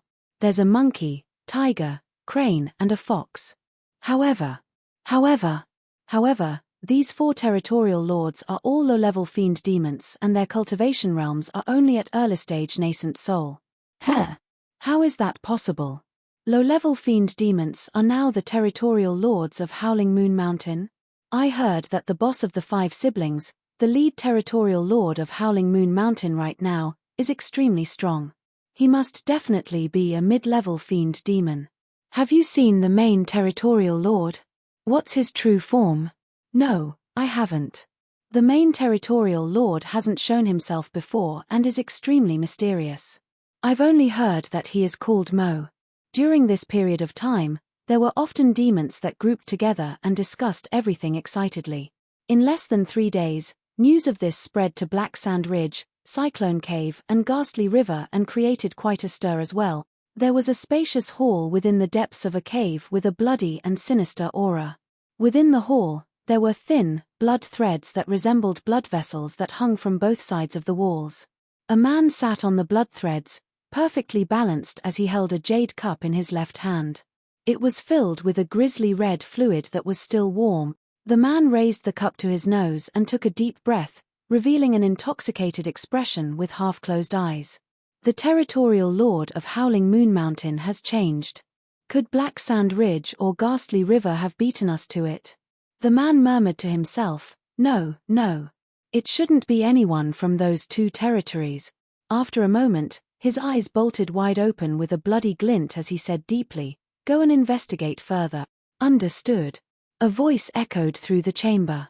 Immediately after, the sound of wings flapping reverberated and a streak of blood light flew through the top of the hall within its darkness. It vanished into the distance before long. Unhurriedly, the man drank the red fluid in the cup in a single mouthful and licked his lips with a grisly red tongue. Yes, refreshing. Black Sand Ridge. During this period of time, the demons of Black Sand Ridge had been on their toes. The young master of Black Sand Ridge lost his physical body and returned with severe injuries. However, the culprit was never apprehended. Not long after, the young master of Black Sand Ridge failed his assimilation attempt and perished completely. There were many restrictions to an essence spirit's assimilation and it was extremely dangerous. For an assimilation to take place, the cultivation realm of the assimilated being must not be too low. He must be at the nascent soul realm at least with an unlocked spirit platform. The difference in cultivation realm between the assimilating and assimilated must not be too great either. Otherwise, if the essence spirit was overly powerful and the latter's body could not withstand it after the assimilation took place, it would explode right away. In other words, there would only be success if their cultivation realms were relatively close. In reality, an assimilation process was a fight between the essence spirits. If their cultivation realms were close, it meant that it was difficult to predict the victory of a fight between essence spirit. There were many examples of an essence spirit that was devoured instead during a failed assimilation process. That was the case for the young master of Black Sand Ridge. At the end of the day, assimilation was an evil process. That was because in essence, an assimilation was to steal the life of others for someone to continue with theirs. It would not be overboard to deem it as an evil craft. However, most beings cultivated for the sake of longevity. Even those of the orthodox path would resort to despicable means despite knowing that the assimilation process was evil. The territorial lord of Black Sand Ridge was enraged at the demise of the young master and slaughtered many demon beasts. In fact, he even murdered 2 protectors personally because they made wrong comments by accident. All the demons knew that many other demon beasts would have to die if the culprit was not apprehended. This day, a piece of news that shattered the tension in Black Sand Ridge arrived. 5 people. A monkey, a spirit tiger, an immortal crane, a fox, all of whom are low-level fiend demons. The territorial lord of Black Sand Ridge's eyes squinted with a cold killing intent. If he was not wrong, there was a high chance that the 5 of them were the culprits that killed his child. To think that they've run off to Howling Moon Mountain, foo-foo. The territorial lord of Black Sand Ridge had a menacing expression as he laughed sinisterly. Let's see where you can run off to after I destroy Howling Moon Mountain. Ghastly River. A young man dressed in light blue luxurious robes laid on a colorful coral reef bed. He had a relaxed expression and was sipping wine when he heard the news from his underling river demon. Oh! The young man in luxurious robes was extremely calm and merely gave a one-word reply when he heard that. Territorial Lord, I heard that Cyclone Cave and Black Sand Ridge have been making moves recently. There's a high chance that those 2 territories are going to strike Howling Moon Mountain soon, a river demon beside the coral reef bed said in a deep voice. The man in luxurious robes waved it off. A black scorpion and a stinky bat pose no threat at all. The river demon added, I heard that the new territorial lord of Howling Moon Mountain, Mo, is extremely mysterious and had not shown himself the entire time.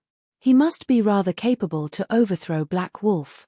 He can't be that strong either, since his sworn siblings with 4 other low-level fiend demons. The man in luxurious robes declared proudly with a faint smile, "If he is capable, I'll appreciate his talent and try to recruit him under my wing. If he's ordinary, I'll just kill him." "When are you preparing to attack, Territorial Lord?" "The next few days." The man in luxurious robes mulled. "Yes, it seems as though a treasure of sorts has appeared recently in Howling Moon Mountain in the past 2 months. We can't let others get their hands on it first." His true form was a WM. There was a thin connection to the bloodline of the dragon race that flowed within his body. However, that thin connection to the dragon race's bloodline was enough for him to become the top existence among ferocious beasts. The aura of the dragon race that emanated from the direction of Howling Moon Mountain was imperceptible. Although other demon beasts may not have been able to sense it, as a WM, he could vaguely sense it. At the very least, he felt shudders from that aura. It was a threat that originated from the depths of his bloodline. This aura must be from the treasure that had appeared, and it definitely had something to do with the dragon race. If I can get my hands on that treasure, my strength is bound to explode. In fact, there's a chance for me to transform into a true dragon in my lifetime. The river demon was shocked and knelt onto the ground hurriedly as he declared loudly, "Congratulations, Territorial Lord." The man in luxurious robes rose slowly and gazed into the distance. "If that day comes, even the entire 1,000 Demon Valley won't be able to contain me, let alone this measly ghastly river."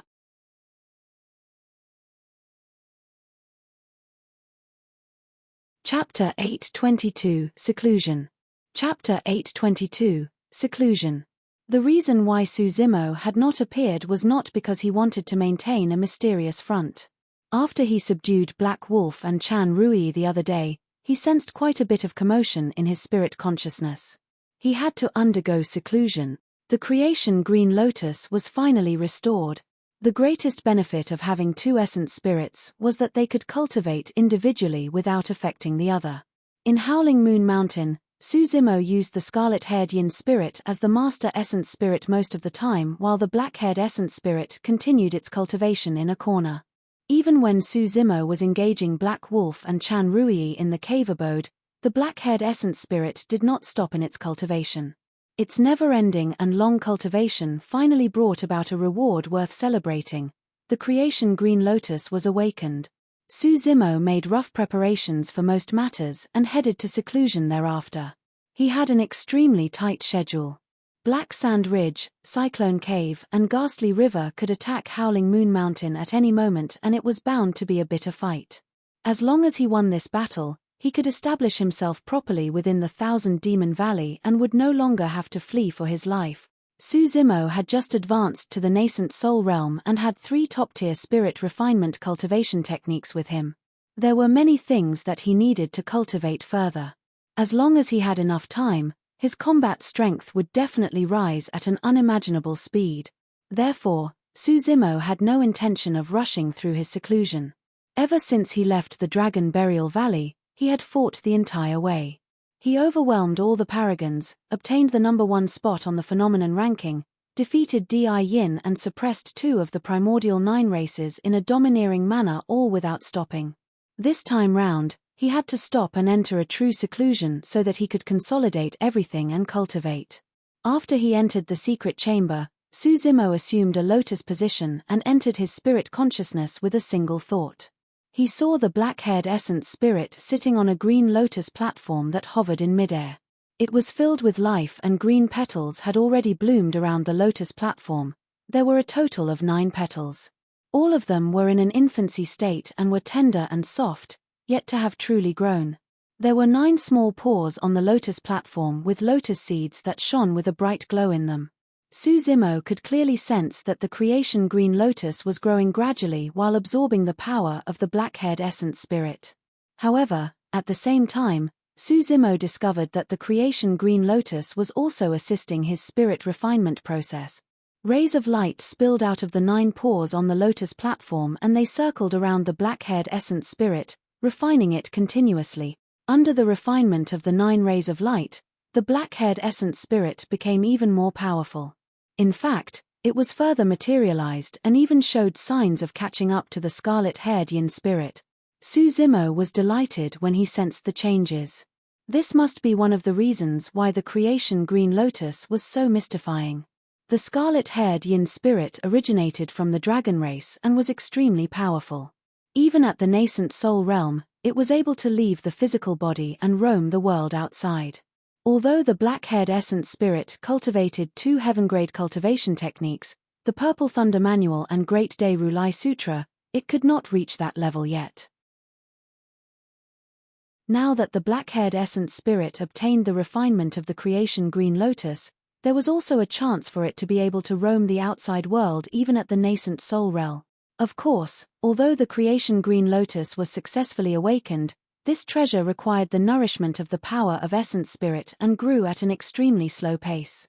Monk Yin Lu once said that the creation green lotus could match perfected Lord Dharmic weapons once it was at grade 4. At grade 5, it could even match carnate void reversion Dharmic weapons. Right now, the creation green lotus could only be considered as grade 1 at best. Given the current speed, it would take a couple hundred years for it to grow to grade 4. Suzimo was secretly speechless. It was no wonder why this treasure was already passed around through several dozen paragons. However, most of them were burdened by it, and in the end, nobody even wanted it anymore. Even with 2 heaven-grade cultivation techniques to back the black-haired essence spirit, it still required a couple hundred years of effort. For any other cultivator, it would take them at least 1,000 years if they wanted to nurture the creation green lotus to grade 4. However, the lifespan of nascent souls was only 1,000 years. How could any paragon be able to spare that amount of time? Thankfully, Suzimo had the scarlet-haired yin spirit along with his black-haired essence spirit. The nourishment from both essence spirits at the same time meant that the creation green lotus would grow at an even faster speed. At the same time, the fact that Suzimo possessed 2 essence spirits meant that he could refine 2 destiny dharmic weapons. The black-haired essence spirit's destiny dharmic weapon was confirmed to be the creation green lotus. However, the scarlet-haired yin spirit did not have a destiny dharmic weapon yet. Right now, Suzimo had 3 treasures with him that could be used as destiny dharmic weapons. The Mingwang prayer beads, mystic magnet mountain and bronze square tripod. The Mingwang prayer beads were the foundation of Daming Monastery, and it was needless to talk about how precious they were. Unfortunately, right now, the Mingwang prayer beads were incomplete. Furthermore, the Mingwang prayer beads were from the Buddhist monasteries, and it was unsuitable to refine them for the scarlet-haired yin spirit. The mystic magnet mountain one was of the 7 great unique treasures. Although it was not a spirit weapon or a dharmic weapon, it possessed an extraordinary and unique capability. When used appropriately, it could secure a surprise victory. However, its full potential might not be able to be unleashed if it was refined as a destiny dharmic weapon.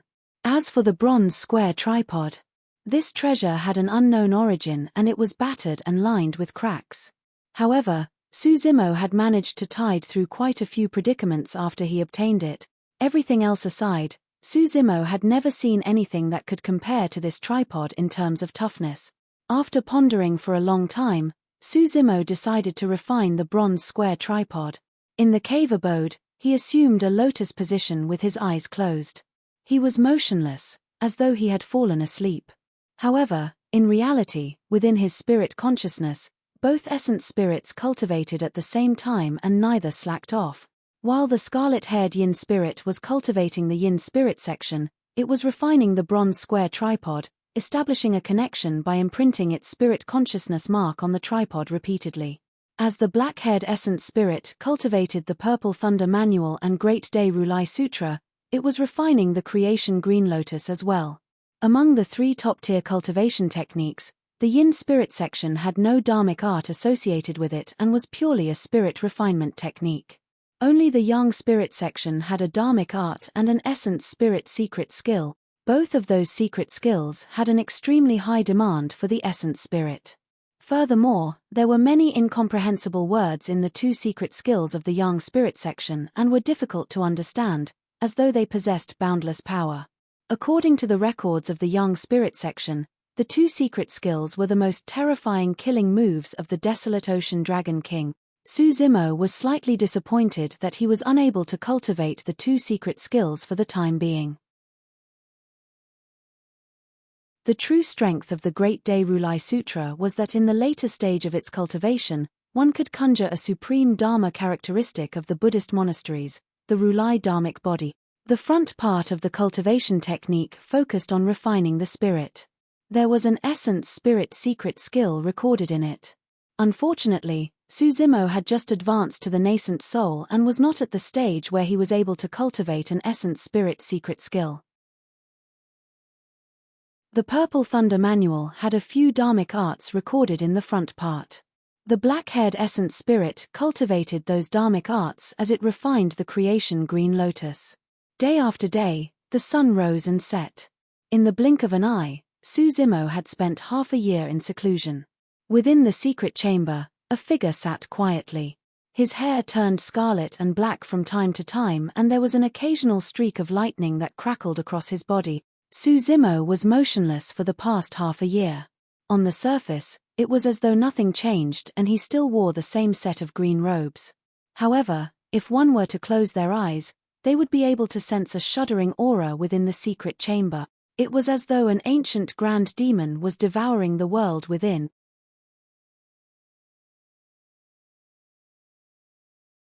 Chapter 8:23 Demons Assembled. Chapter 8:23 Demons Assembled. This day, dark clouds filled the skies of Howling Moon Mountain and raging cyclones howled. A storm was approaching. Both Black Wolf and Chan Rui walked out from their cave abodes. They reared their heads and frowned slightly with grim expressions. Dark clouds were overcast.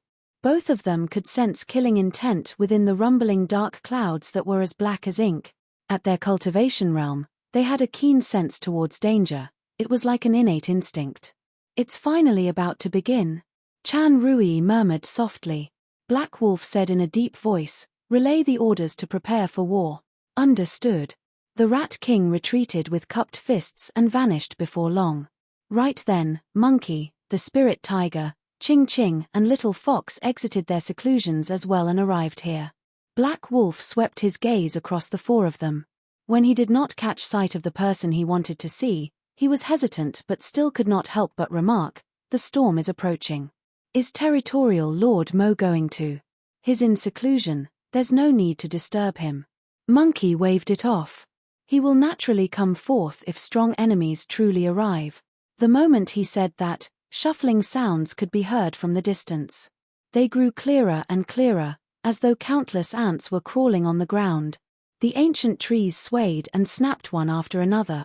Initially, the area in that distant direction was filled with lush greenery. However, as the shuffling sound approached, the greenery withered along the way.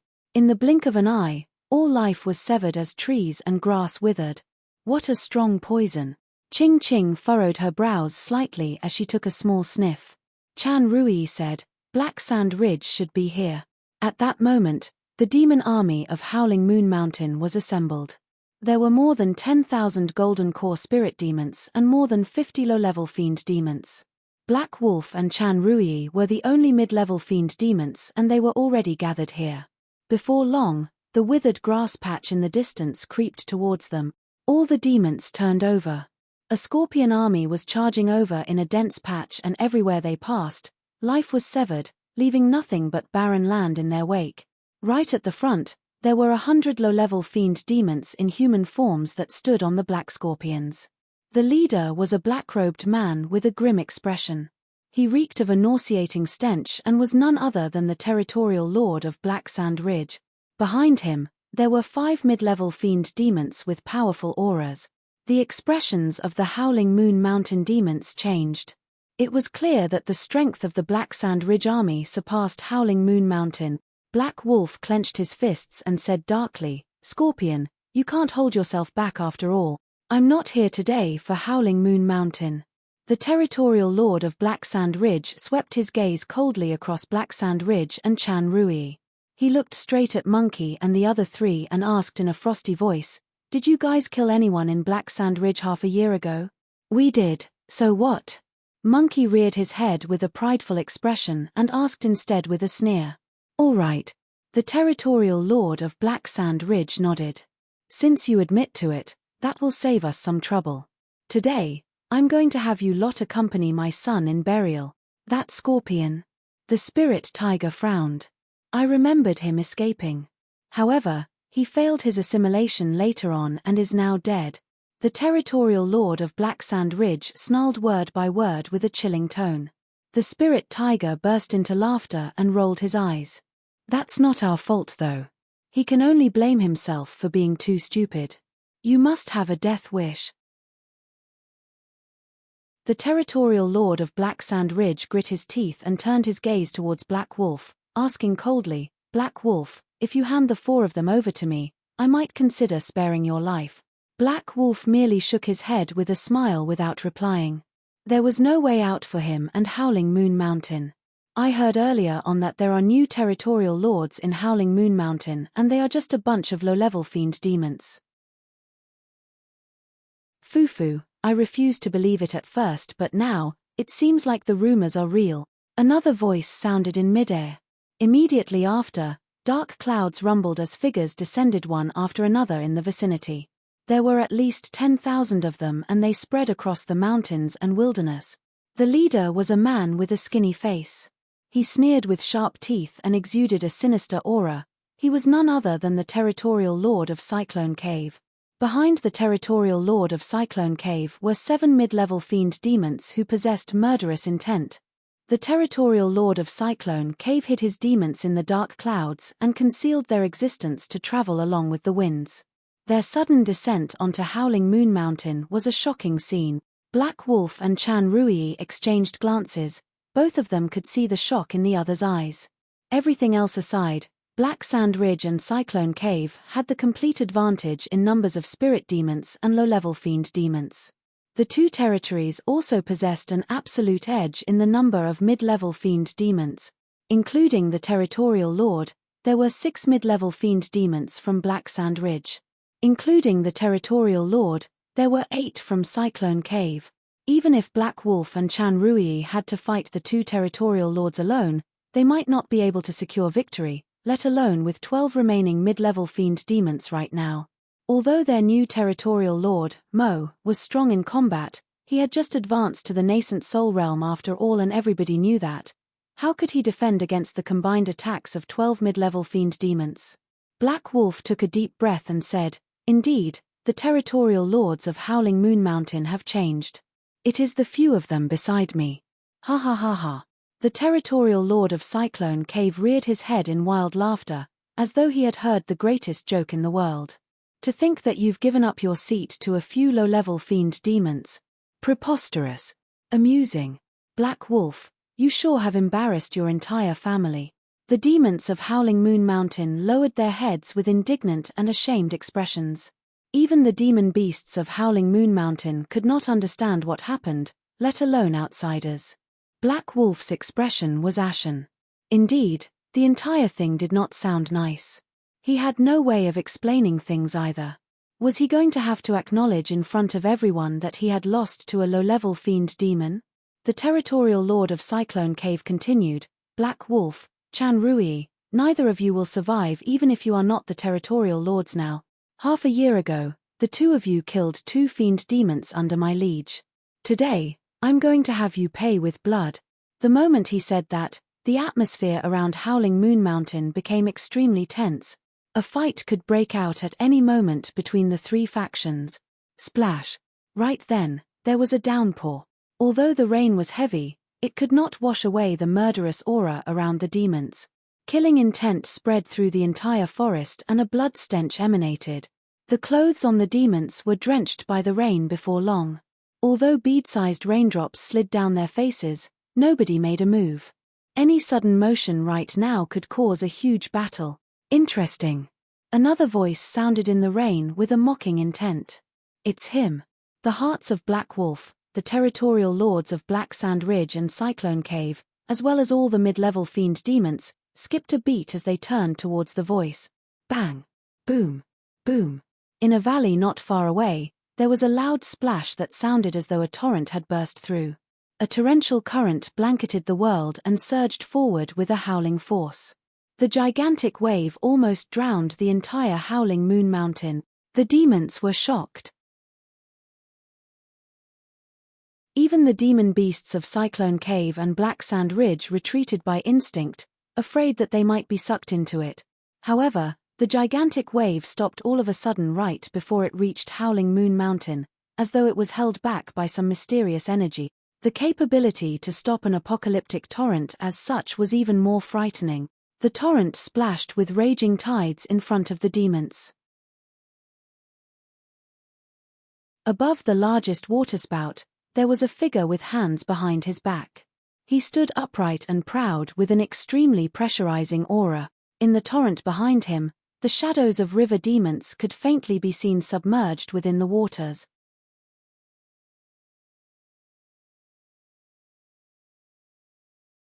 Chapter 8:24 Battle Commencement.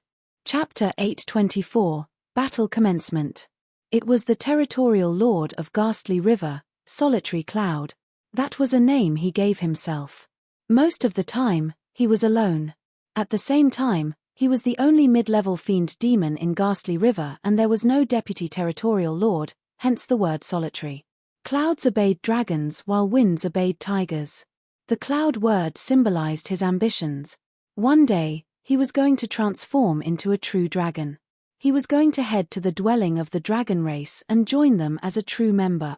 The appearance of Solitary Cloud meant that the three territories, Black Sand Ridge, Cyclone Cave and Ghastly River, were all gathered here. The three territorial lords stood in different directions and exuded a mighty aura. Their pressure was suffocating as their presence overwhelmed the place. The hearts of Black Wolf and Chan Rui sank a little more. Solitary Cloud stood on a waterspout with his hands behind his back. He looked down at the demon beasts of Howling Moon Mountain indifferently and said in a slow manner, "Black Sand Ridge is here to take revenge for your young master, so the four low-level fiend demons are who you want. Cyclone Cave is here to take revenge for your underlings, so Black Wolf and Chan Rui are who you want. Since that's the case, the territory of Howling Moon Mountain shall belong to Ghastly River." Humph. The territorial lord of Black Sand Ridge harumphed coldly. "Solitary Cloud, Howling Moon Mountain has a vast territory. Do you think you can take it all? Solitary Cloud, aren't you way too greedy?" The expression of the territorial lord of Cyclone Cave darkened as well as he frowned deeply. Although the two territorial lords were displeased, they did not dare to get too harsh with their statements. While there was only one mid-level fiend demon in Ghastly River, his true form was a WRM. This was a top-tier existence among pure-blooded ferocious beasts with a frightening bloodline. Even if they joined forces, they might not be Solitary Cloud's match. "Do I sense objections from the two of you?" Solitary Cloud's gaze shifted slowly towards the territorial lords of Black Sand Ridge and Cyclone Cave. There was a chilling killing intent in his tone. Although Black Wolf and Chan Rui were expressionless when they saw that, they were secretly delighted. The best outcome right now would be for Black Sand Ridge, Cyclone Cave and Ghastly River to fight it out. That way, there would be a chance for Howling Moon Mountain to survive. The two territorial lords of Black Sand Ridge and Cyclone Cave looked grim against the threat of Solitary Cloud. They were territorial lords after all and naturally felt disrespected when they were threatened right in front of so many eyes. However, both of them exchanged glances and had a tacit understanding. Given the situation, none of them rebutted Solitary Cloud. The territorial lord of Black Sand Ridge grit his teeth and swallowed his pride to declare, "Solitary Cloud, we'll discuss how to divide the territory later on. Right now, the most important thing is to destroy Howling Moon Mountain as soon as possible." "That's right, we must not fight amongst ourselves or Howling Moon Mountain will be the one that stands to gain." The territorial lord of Cyclone Cave nodded as well. "I'm fine with that." Solitary Cloud replied nonchalantly. All of them were territorial lords and some of them had even cultivated for several thousand years. All of them were sharp and would naturally not let Howling Moon Mountain gain by sitting out. Hee hee. Suddenly, a stifled laughter burst forth from the mountaintop. It was extremely provoking to hear. All the demons turned over and saw a monkey with a golden, shiny rod on his shoulder. He stood akimbo with one arm and smirked coldly in the direction of the 3 territorial lords. "This is Howling Moon Mountain, it's my bloody territory." Monkey pouted and patted Imminent before saying lazily, "You guys will have to ask him if you wish to divide Howling Moon Mountain." The demons of Howling Moon Mountain were astounded. The 3 territorial lords frowned at the same time. Given the current situation, Howling Moon Mountain could topple at any moment against the gigantic demon army of the 3 territories. None of the demons present would dare to guarantee that they could get out alive. The 3 territorial lords had a dominating presence. Even mid-level fiend demons like Black Wolf and Chan Rui were wary in their speech and actions given the circumstances, let alone low-level fiend demons. Who would have imagined that a low-level fiend demon would dare to stand forth and provoke the 3 territorial lord? A low-level fiend demon of Black Sand Ridge could not help but hop out as he pointed to Monkey and shouted, "Wild Monkey, there's no room for you to speak here." Monkey glanced askance at the demon and sneered, "Your daddy here is the territorial lord of Howling Moon Mountain. Who do you think you are to dare to speak to me?" The fiend demon was enraged and leaped into midair, yelling, "How dare a low-level fiend demon try to be a territorial lord? What a joke! I'll see what you've got. Wild Monkey, prepare to die." Monkey grinned and stood on the ground firmly. With a boom, he soared into the air and arrived before the fiend demon instantly. "Have a taste of your daddy's rod." Monkey yelled and swung Imminent with both hands, creating a beautiful arc in midair as he smashed down fiercely towards the demon's head. The force of his attack was way too ferocious. The fiend demon was initially wielding a gigantic spear that was thrust upright, aimed at Monkey's chest. However, he was shocked by the force of Monkey's attack. Frightful, he did not dare to continue with his thrust and retracted his spear hurriedly. The moment the demon lifted his spear above his head, he felt an intense vibration from his spear. His palm split apart instantly and fresh blood gushed. Immediately after, a deafening sound echoed beside his ears. The demon's mouth was agape and his eyes were filled with shock. Snap! His dharmic weapon was snapped by the rod. The next moment, a golden light blinded him and he felt a sharp pain on his pain, losing consciousness thereafter. Right in front of the others, the low-level fiend demon of Black Sand Ridge had his head split open after his weapon was snapped by Monkey's attack. Brain juice splattered everywhere and his essence spirit was destroyed on the spot. He was killed by a single strike. A commotion broke out everywhere in Howling Moon Mountain. Although Howling Moon Mountain had a change of territorial lords, the demons did not understand why and none of them had witnessed Monkey and the others in action. Today was the first time. It was forceful. It was domineering. It was shocking. Although Monkey's cultivation realm was low, he had indeed regained some pride for the demons of Howling Moon Mountain with that attack. All of them felt invigorated as an unexplainable joy surged through them. Ha ha ha ha. Monkey reared his head in laughter after killing a fiend demon of Black Sand Ridge. In a wild manner, he looked down at the demon beasts of the 3 territories and declared loudly, "All of you nobodies, don't keep sending yourselves to die. Even I feel embarrassed for you guys." The territorial lord of Black Sand Ridge had a cold expression and grit his teeth so hard that they gave off creaking sounds. "Wild Monkey, don't get cocky now." A burly man behind the territorial lord of Black Sand Ridge charged forward in a flash with a gigantic hammer in his hand. He lunged towards Monkey in huge strides. It was a mid-level fiend demon. Black Wolf recognized that this burly man should be one of the deputy territorial lords of Black Sand Ridge, the mid-level fiend demon, Duan Yong. "Don't freeze there, save him," Black Wolf shouted. He had seen Monkey in action. In his opinion, although Monkey was strong in combat, he was not at the level where he could take on mid-level fiend demons. Right now, Territorial Lord Mo was not out of seclusion yet.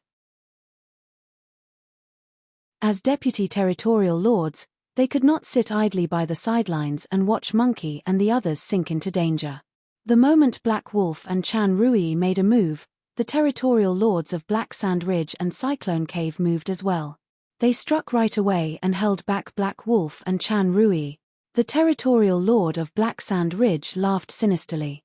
"Fufu, Black Wolf, your opponent is me." Beauty Chan, even the scent of your blood is sweet. The territorial lord of Cyclone Cave sniffed deeply and revealed an intoxicated expression. He was agile and possessed shocking speed, circling around Chan Rui so quickly that only after images could be seen. Kill. The attack of a mid-level fiend demon created a chain reaction. When the territorial lords made their move, the demons below rallied at the same time. The battle of the demons had broken out completely.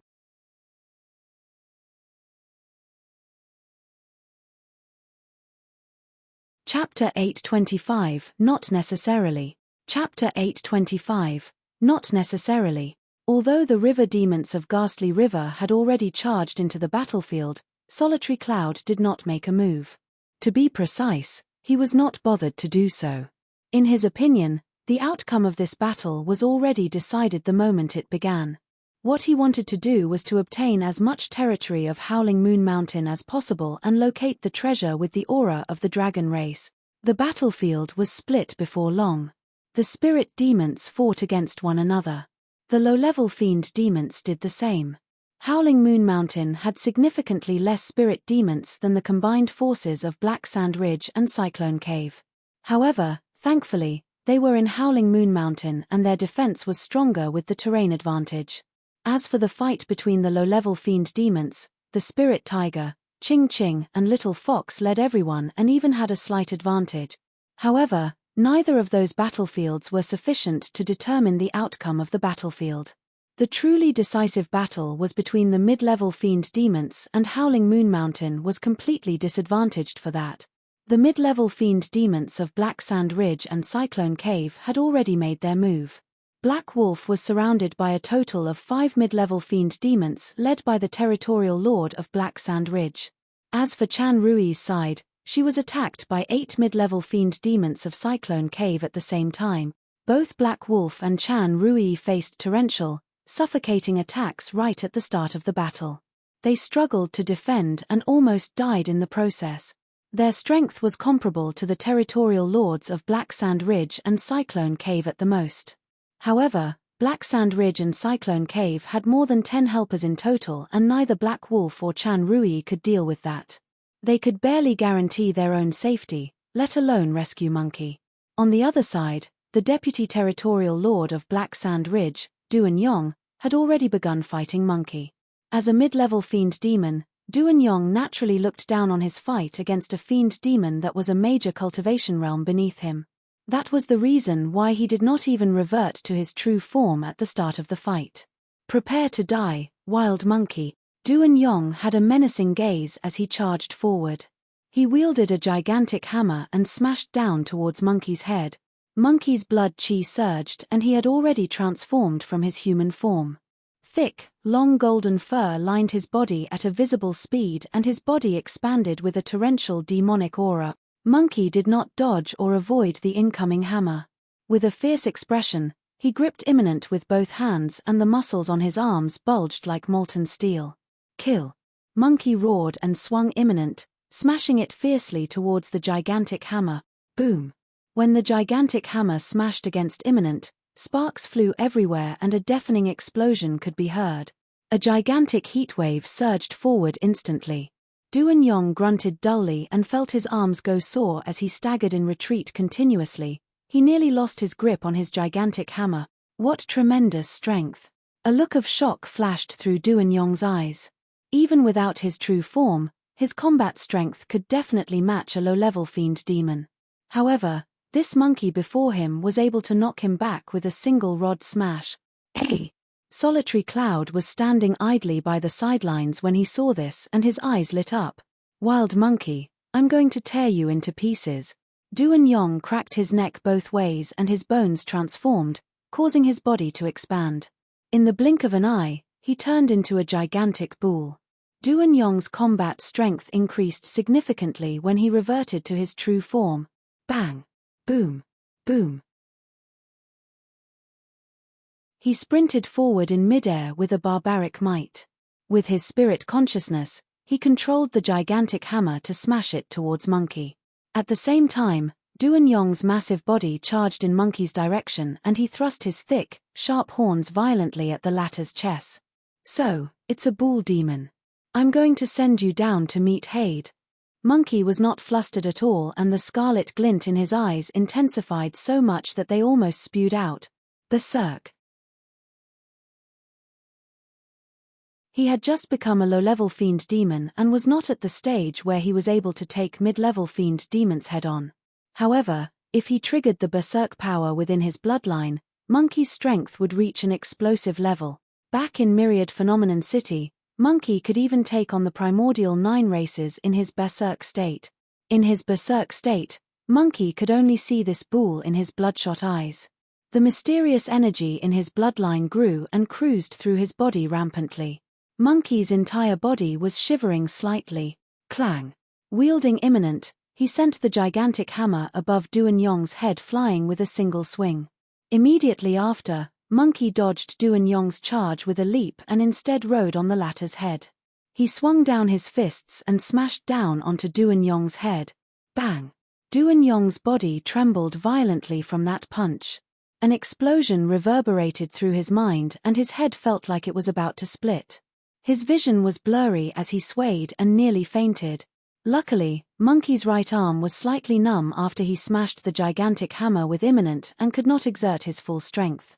Otherwise, Duanyong's head would have been smashed into a pulp if the strike was done with Imminent instead. Even so, Monkey's fist was not something that Duanyong's head could take head-on. Poof! Duanyong spat out a mouthful of blood and tried his best to shake Monkey off his body. However, Monkey gripped Duanyong's waist tightly with his legs like iron hoops. He did not budge at all as he rode on Duanyong while raining punches down with his fists. "I'll beat you to death. I'll beat you to death," Monkey ranted with bloodshot eyes. Blood scars surfaced on Duanyong's head as the punches rained down in succession. He coughed with blood endlessly and his gaze went dim. Interesting.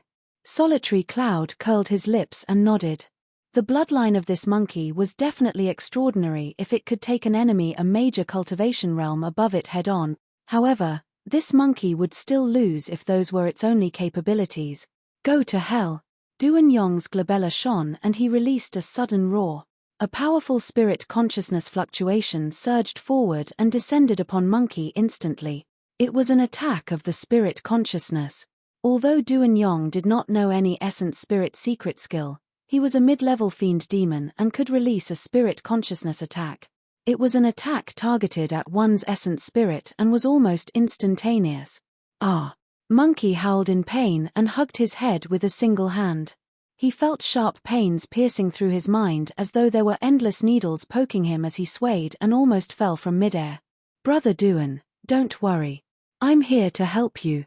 A mid-level fiend demon from Cyclone Cave rushed over. Its true form was a blood-colored bat and it was extremely hideous. Its glabella shone and released waves of spirit consciousness attacks.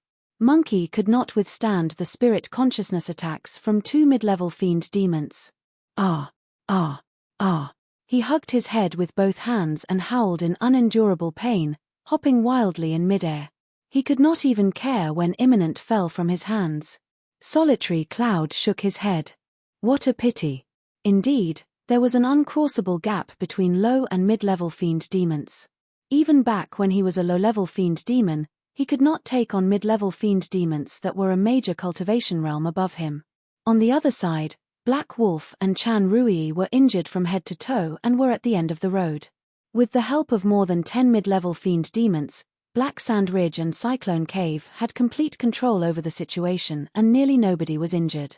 Black Wolf, Chan Rui. It's no use even if you use your essence spirit secret skills.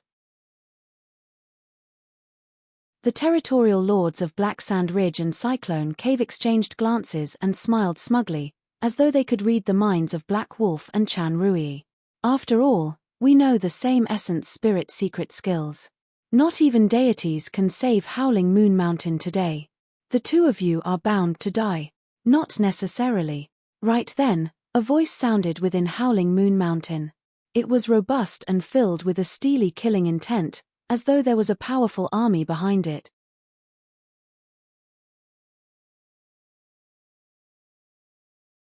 Chapter 8:26 Thunderous Capabilities.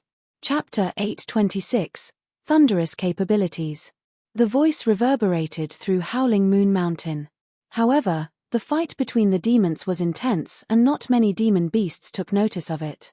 Yet, the spirit tiger, Ching Ching, and the others were invigorated. Boom! An explosion sounded from the entrance of a cave abode above the mountaintop. The stone door exploded with a frightening force and countless rocks were sent flying. Among the debris, a figure traveled at an extremely fast speed and arrived beside Monkey almost instantly. So fast. Solitary Cloud's heart skipped a beat, his vision turned blurry for an instant and the figure had already vanished. He could not even keep up with the figure with his eyes. Solitary Cloud released his spirit consciousness and squinted his eyes. The intruder wore green robes and had shoulder-length scarlet hair.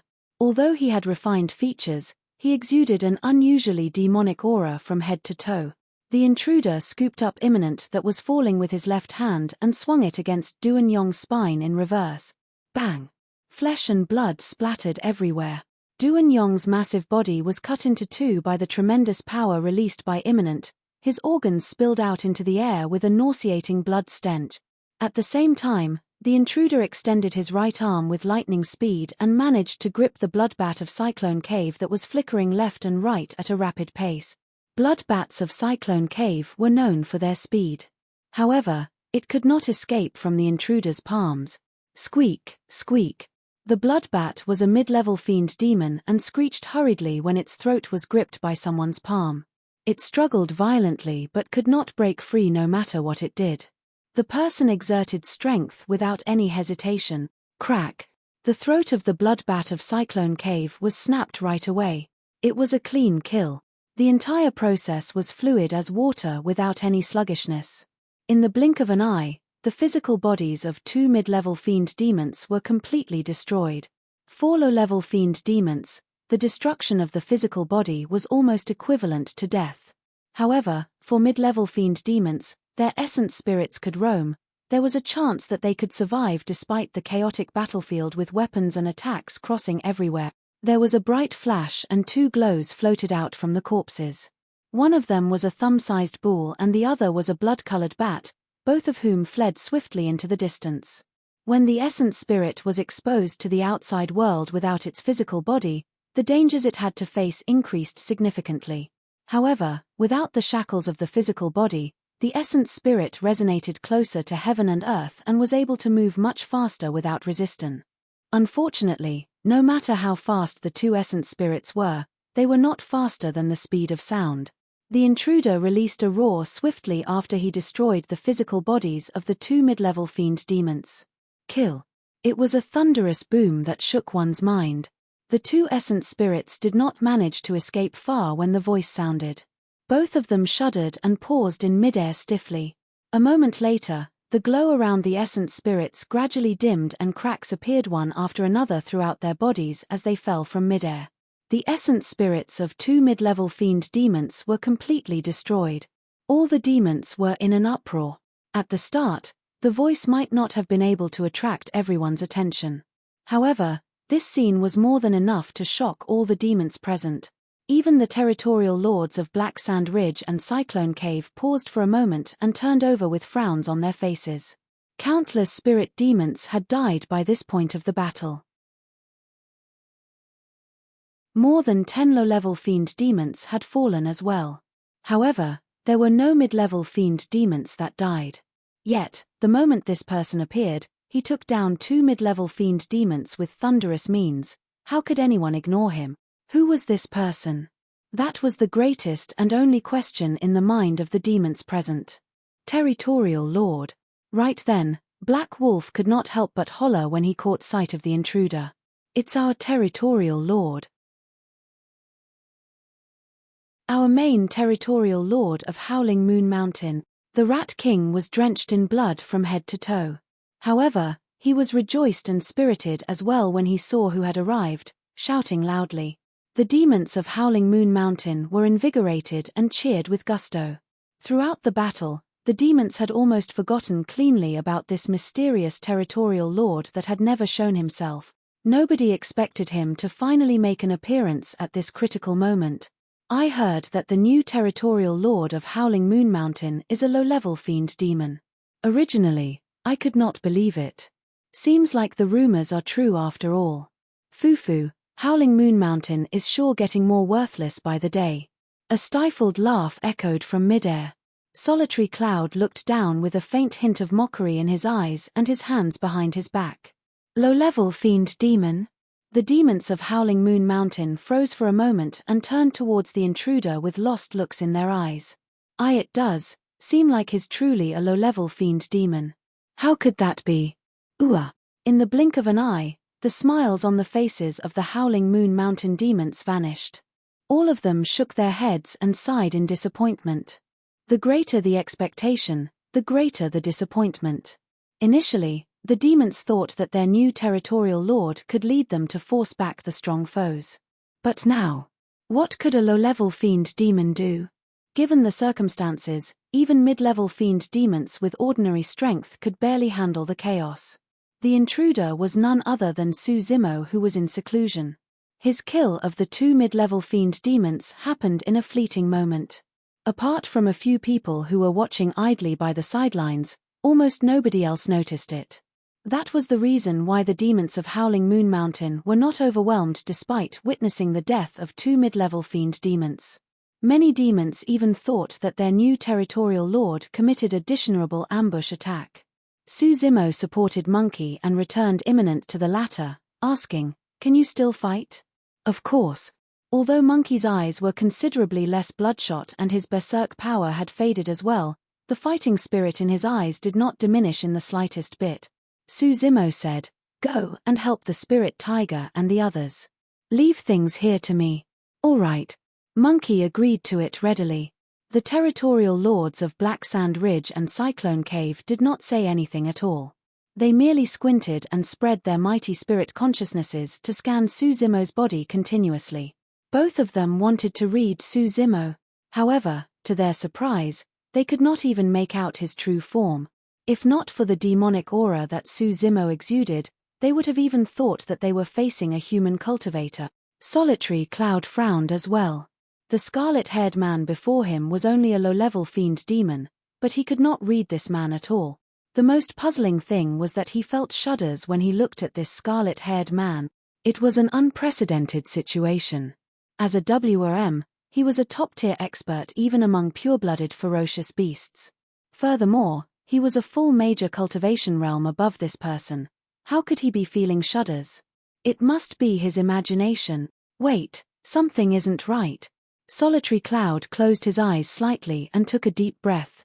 It was the aura of the dragon race. His expression changed. This man exuded a faint aura of the dragon race. "I've got it."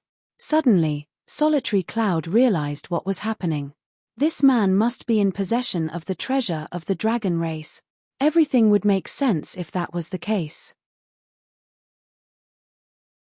The reason why this person was able to become the territorial lord of Howling Moon Mountain despite the fact that he was a low-level fiend demon was because he had the treasure of the dragon race. Although Solitary Cloud was expressionless, he was secretly delighted when he finally understood what was happening. A treasure that can help a low-level fiend demon become a territorial lord is definitely extraordinary. The heavens are truly on my side. I'm excited just thinking about it. Solitary Cloud thought to himself as his lips curled.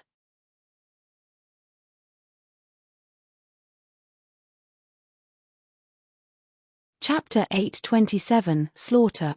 Chapter 827, Slaughter. Solitary Cloud pointed to Suzimo and looked at everyone from Black Sand Ridge and Cyclone Cave proudly, saying in a slow manner, "You guys can carry on. Leave this man to me." His intentions were simple. Even if the treasure of the dragon race was exposed, if he was the one that killed this man personally, it would definitely belong to him and nobody would be able to take it away from him. The territorial lords of Black Sand Ridge and Cyclone Cave exchanged glances and nodded. Originally, the two of them thought that the intruder was an impressive expert. By the look of things now, he was nothing more than a low-level fiend demon. Although he was capable, it meant nothing that he was not going to change the eventual outcome. Furthermore, This man was doomed now that Solitary Cloud decided to step in and deal with things personally. Kill. The two territorial lords raised their hands and led the remaining 10 mid-level fiend demons to launch another flurry of attacks towards Black Wolf and Chan Rui. Instantly, dharmic power surged everywhere. Black Wolf and Chan Rui had just caught a breather. To think that they would be encircled with impending danger in the blink of an eye. Suzimo's gaze turned cold. He moved swiftly and charged in the direction of the territorial lords of Cyclone Cave and Black Sand Ridge. Fufu, I'm your opponent. Solitary Cloud had no intention of reverting to his true form. He advanced with his waterspout and blocked Suzimo's path, smiling idly. It's your honor to be able to die in my hands. Scram. Suzimo's eyes lit up and he thrust his knees forward, extending his arms to grab Solitary Cloud's shoulders at the same time. That was a killing move from the mystic classic of the 12 demon kings of the Great Wilderness. Suzimo had used these techniques in the past. Although they were strong, they were merely in form. After he became a fiend demon, this technique was no longer merely in form, there was even a divine might in it. This was the true definition of a mental and physical harmonization. This was a level that could only be achieved after an essence spirit was formed. Solitary Cloud's expression changed. In his eyes, it was as though Suzimo's figure had vanished. Instead, there was a divine steed that was charging over with a torrential might. A tragic aura surged towards him and rattled his mind. He's a horse demon. A thought crossed Solitary Cloud's mind. Instantly, he felt prideful. His true form was a WM, a pure-blooded ferocious beast. In terms of bloodline, he could be considered as a distant relative of the dragon race. How could he be shocked by a horse demon? Get the hell back. Solitary Cloud hollered and extended his arms at the same time, entangling them with Suzimo's hands. He kicked out with one foot and stomped onto Suzimo's knees violently. Bang! Solitary Cloud's feet collided fiercely against Suzimo's knee. Solitary Cloud shuddered. A terrifying power surged into his body through his feet in an almost unstoppable manner. That single head-on collision caused his feet to go numb. Sheeing. Right then, Solitary Cloud suddenly felt his arms turn cold. Immediately after, there was a sharp pain. He lowered his head. Nails that were sharp as daggers protruded from Suzimo's fingers. Although they did not pierce his flesh, they ripped his clothes apart and left blooded scars across his arms. Solitary Cloud was enraged and could not help but roar. As a pure-blooded ferocious beast, his body was extremely tough and even ordinary perfected Lord Dharmic weapons could barely hurt him. To think that his body would be injured by the nails of this low-level fiend demon before him. How dare you injure? Solitary Cloud's eyes widened. Before he could finish his sentence, his vision blurred and Suzimo charged forward once more. Boom! Suzimo's fist curved in an arc in midair like a gigantic seal and smashed down onto his face with a terrifying might. Solitary Cloud's eyes were filled with rage and surprise. In his eyes, Suzimo was like a divine ape that was enraged at the moment. He thumped his chest wildly with a shocking wrath. Could this person's true form be an ape? If that's the case, what was with the divine steed earlier on? Solitary Cloud had no time to ponder deeply as he crossed and propped his arms forward hurriedly. Bang! There was a dull sound of defeat when flesh and bones collided. Solitary Cloud's body shuddered and he lost his balance. He was sent flying by Suzimo. He had lost in 2 consecutive head-on clashes. Furthermore, after both rounds, Solitary Cloud found himself even more bewildered and surprised. He could no longer figure out what Suzimo's true form was. In less than 3 breaths, Suzimo sent Solitary Cloud flying. Ha ha! Suzimo burst into laughter and glanced askance at Solitary Cloud who was not far away, declaring loudly, "You are indeed rather capable to even survive despite taking 2 attacks from me." His statement was a reply to Solitary Cloud's initial taunt. However, he had said it in an even more brazen manner. Solitary Cloud was so furious that his lungs almost exploded. As a WM, he had been in countless battles up till this point of his cultivation. Although he had been on the brink of death multiple times, he had never endured such humiliation. His body shivered in rage as the blood chi in his body surged and his bones started transforming. He was prepared to revert to his true form and kill Suzimo. I don't care if you're a horse or ape demon. I'll make sure you endure my wrath for humiliating me. I've decided, I'm not going to kill you today. Instead, I'm going to subdue you and turn you into my mount. Solitary Cloud ranted as he transformed. Immediately after, he caught sight of another scene and shrieked, so shocked that his eyeballs nearly popped out. Holy shit. What the hell is that? After he was knocked back by Suzimo, the latter did not bother about him and instead sprinted across the battlefield to rescue Black Wolf and Chan Rui. Suzimo's figure slithered in midair like an anaconda and arrived behind a mid-level fiend demon of Cyclone Cave with a single slide. Solitary Cloud was utterly confused. Initially, he thought that Suzimo was a horse or ape demon, or even some mighty steed ape of the legends. However, this man transformed into an anaconda right before him. Although he was in human form, his actions and mannerisms resembled the anaconda race completely. The mid-level fiend demon of Cyclone Cave had not imagined that Suzimo would be able to break free from the territorial lord of Ghastly River and rush over. Before he could react, Suzimo was behind him. Hiss. He heard a strange sound. Even without turning back, the image of an anaconda spitting its forked tongue appeared in his mind. Chills ran down his spine and his scalp prickled. Before he could react, he found his arms and legs bound tightly such that he was unable to escape. The feeling of asphyxiation surged into his mind and he could no longer use any dharmic powers or weapons. The next moment, Suzimo reared his head and took in a deep breath, as though he had transformed into a gigantic anaconda that was about to devour the sun and moon. The flesh on his body expanded instantly. The terrifying restriction power had descended upon this person. Crack, crack, crack. Right in front of everyone, the body of the fiend demon from Cyclone Cave caved in and the sound of bones snapping echoed continuously. Given that distance, not many people would be able to defend against Suzimo's killing move, even if they were mid-level fiend demons. An essence spirit broke out from the body. Before it could escape, Suzimo gripped and squashed it, destroying it on the spot. A mid-level fiend demon was minced to death just like that.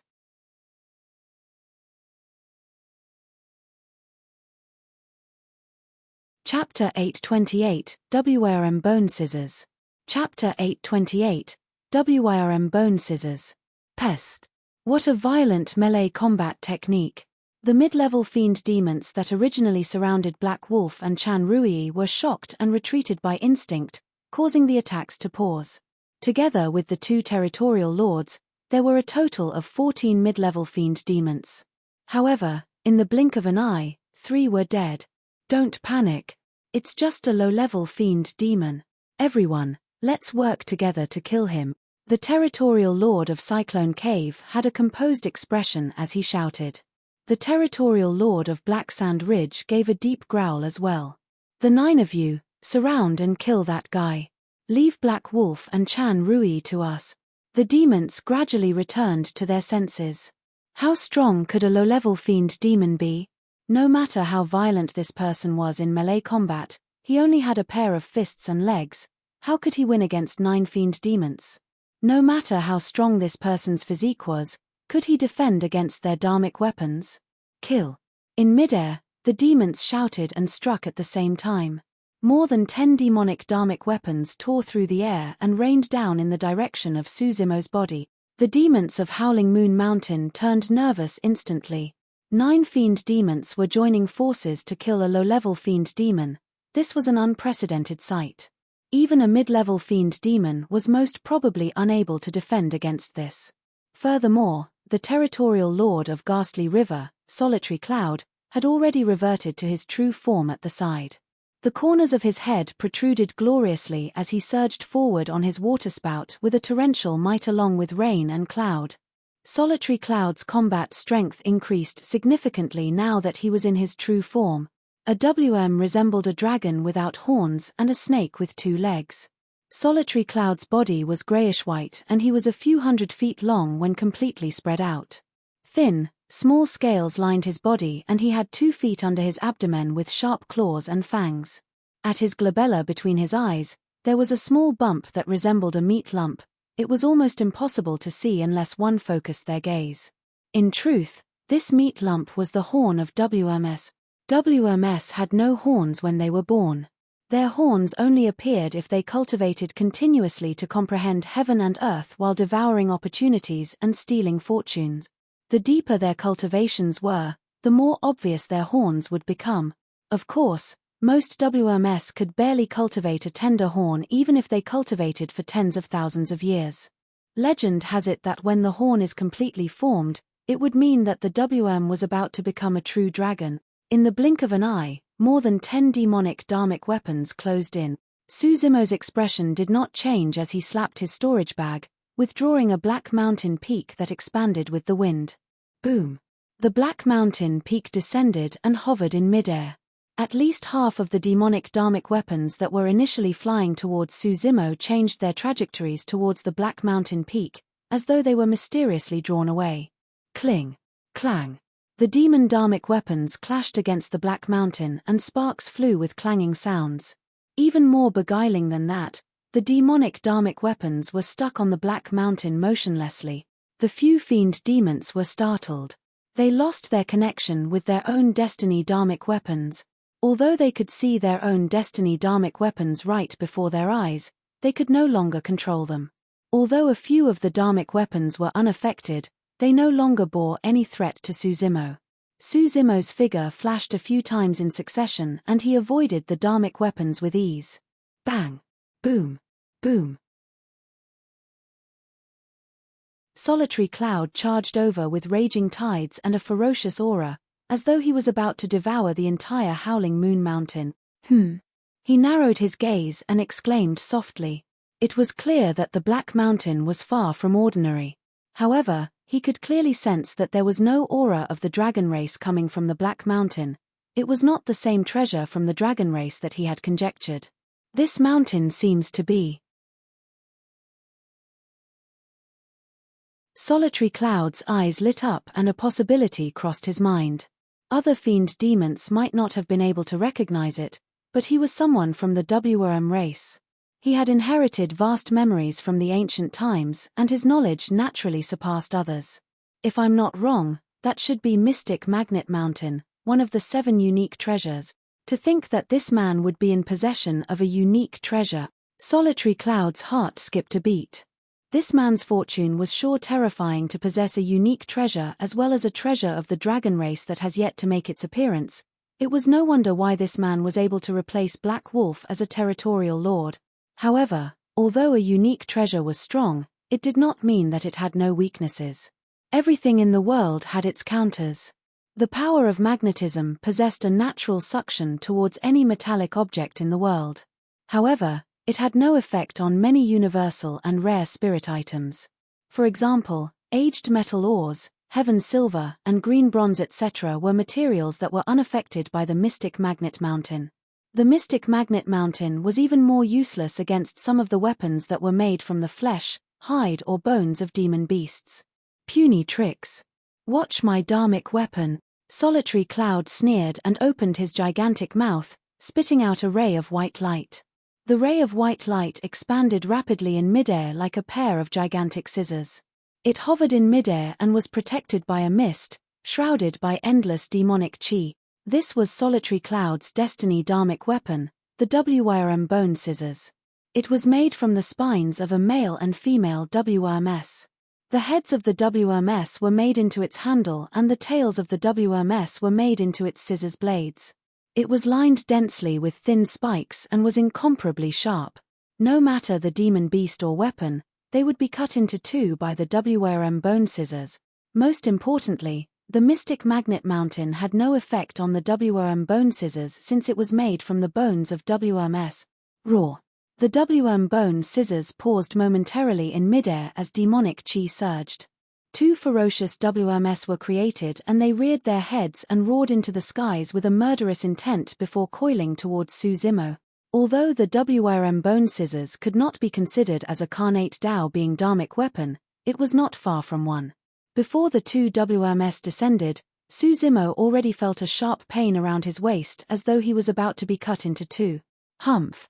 Suzimo sneered and his glabella shone, sending forth a ray of green light. The ray of green light expanded swiftly in midair, creating a bronze square tripod that was more than a meter tall, ancient, and heavy. Although it was lined with cracks, its edges were defined as though it could break the firmaments and quake the earth. Even the universe could not contain it. Go!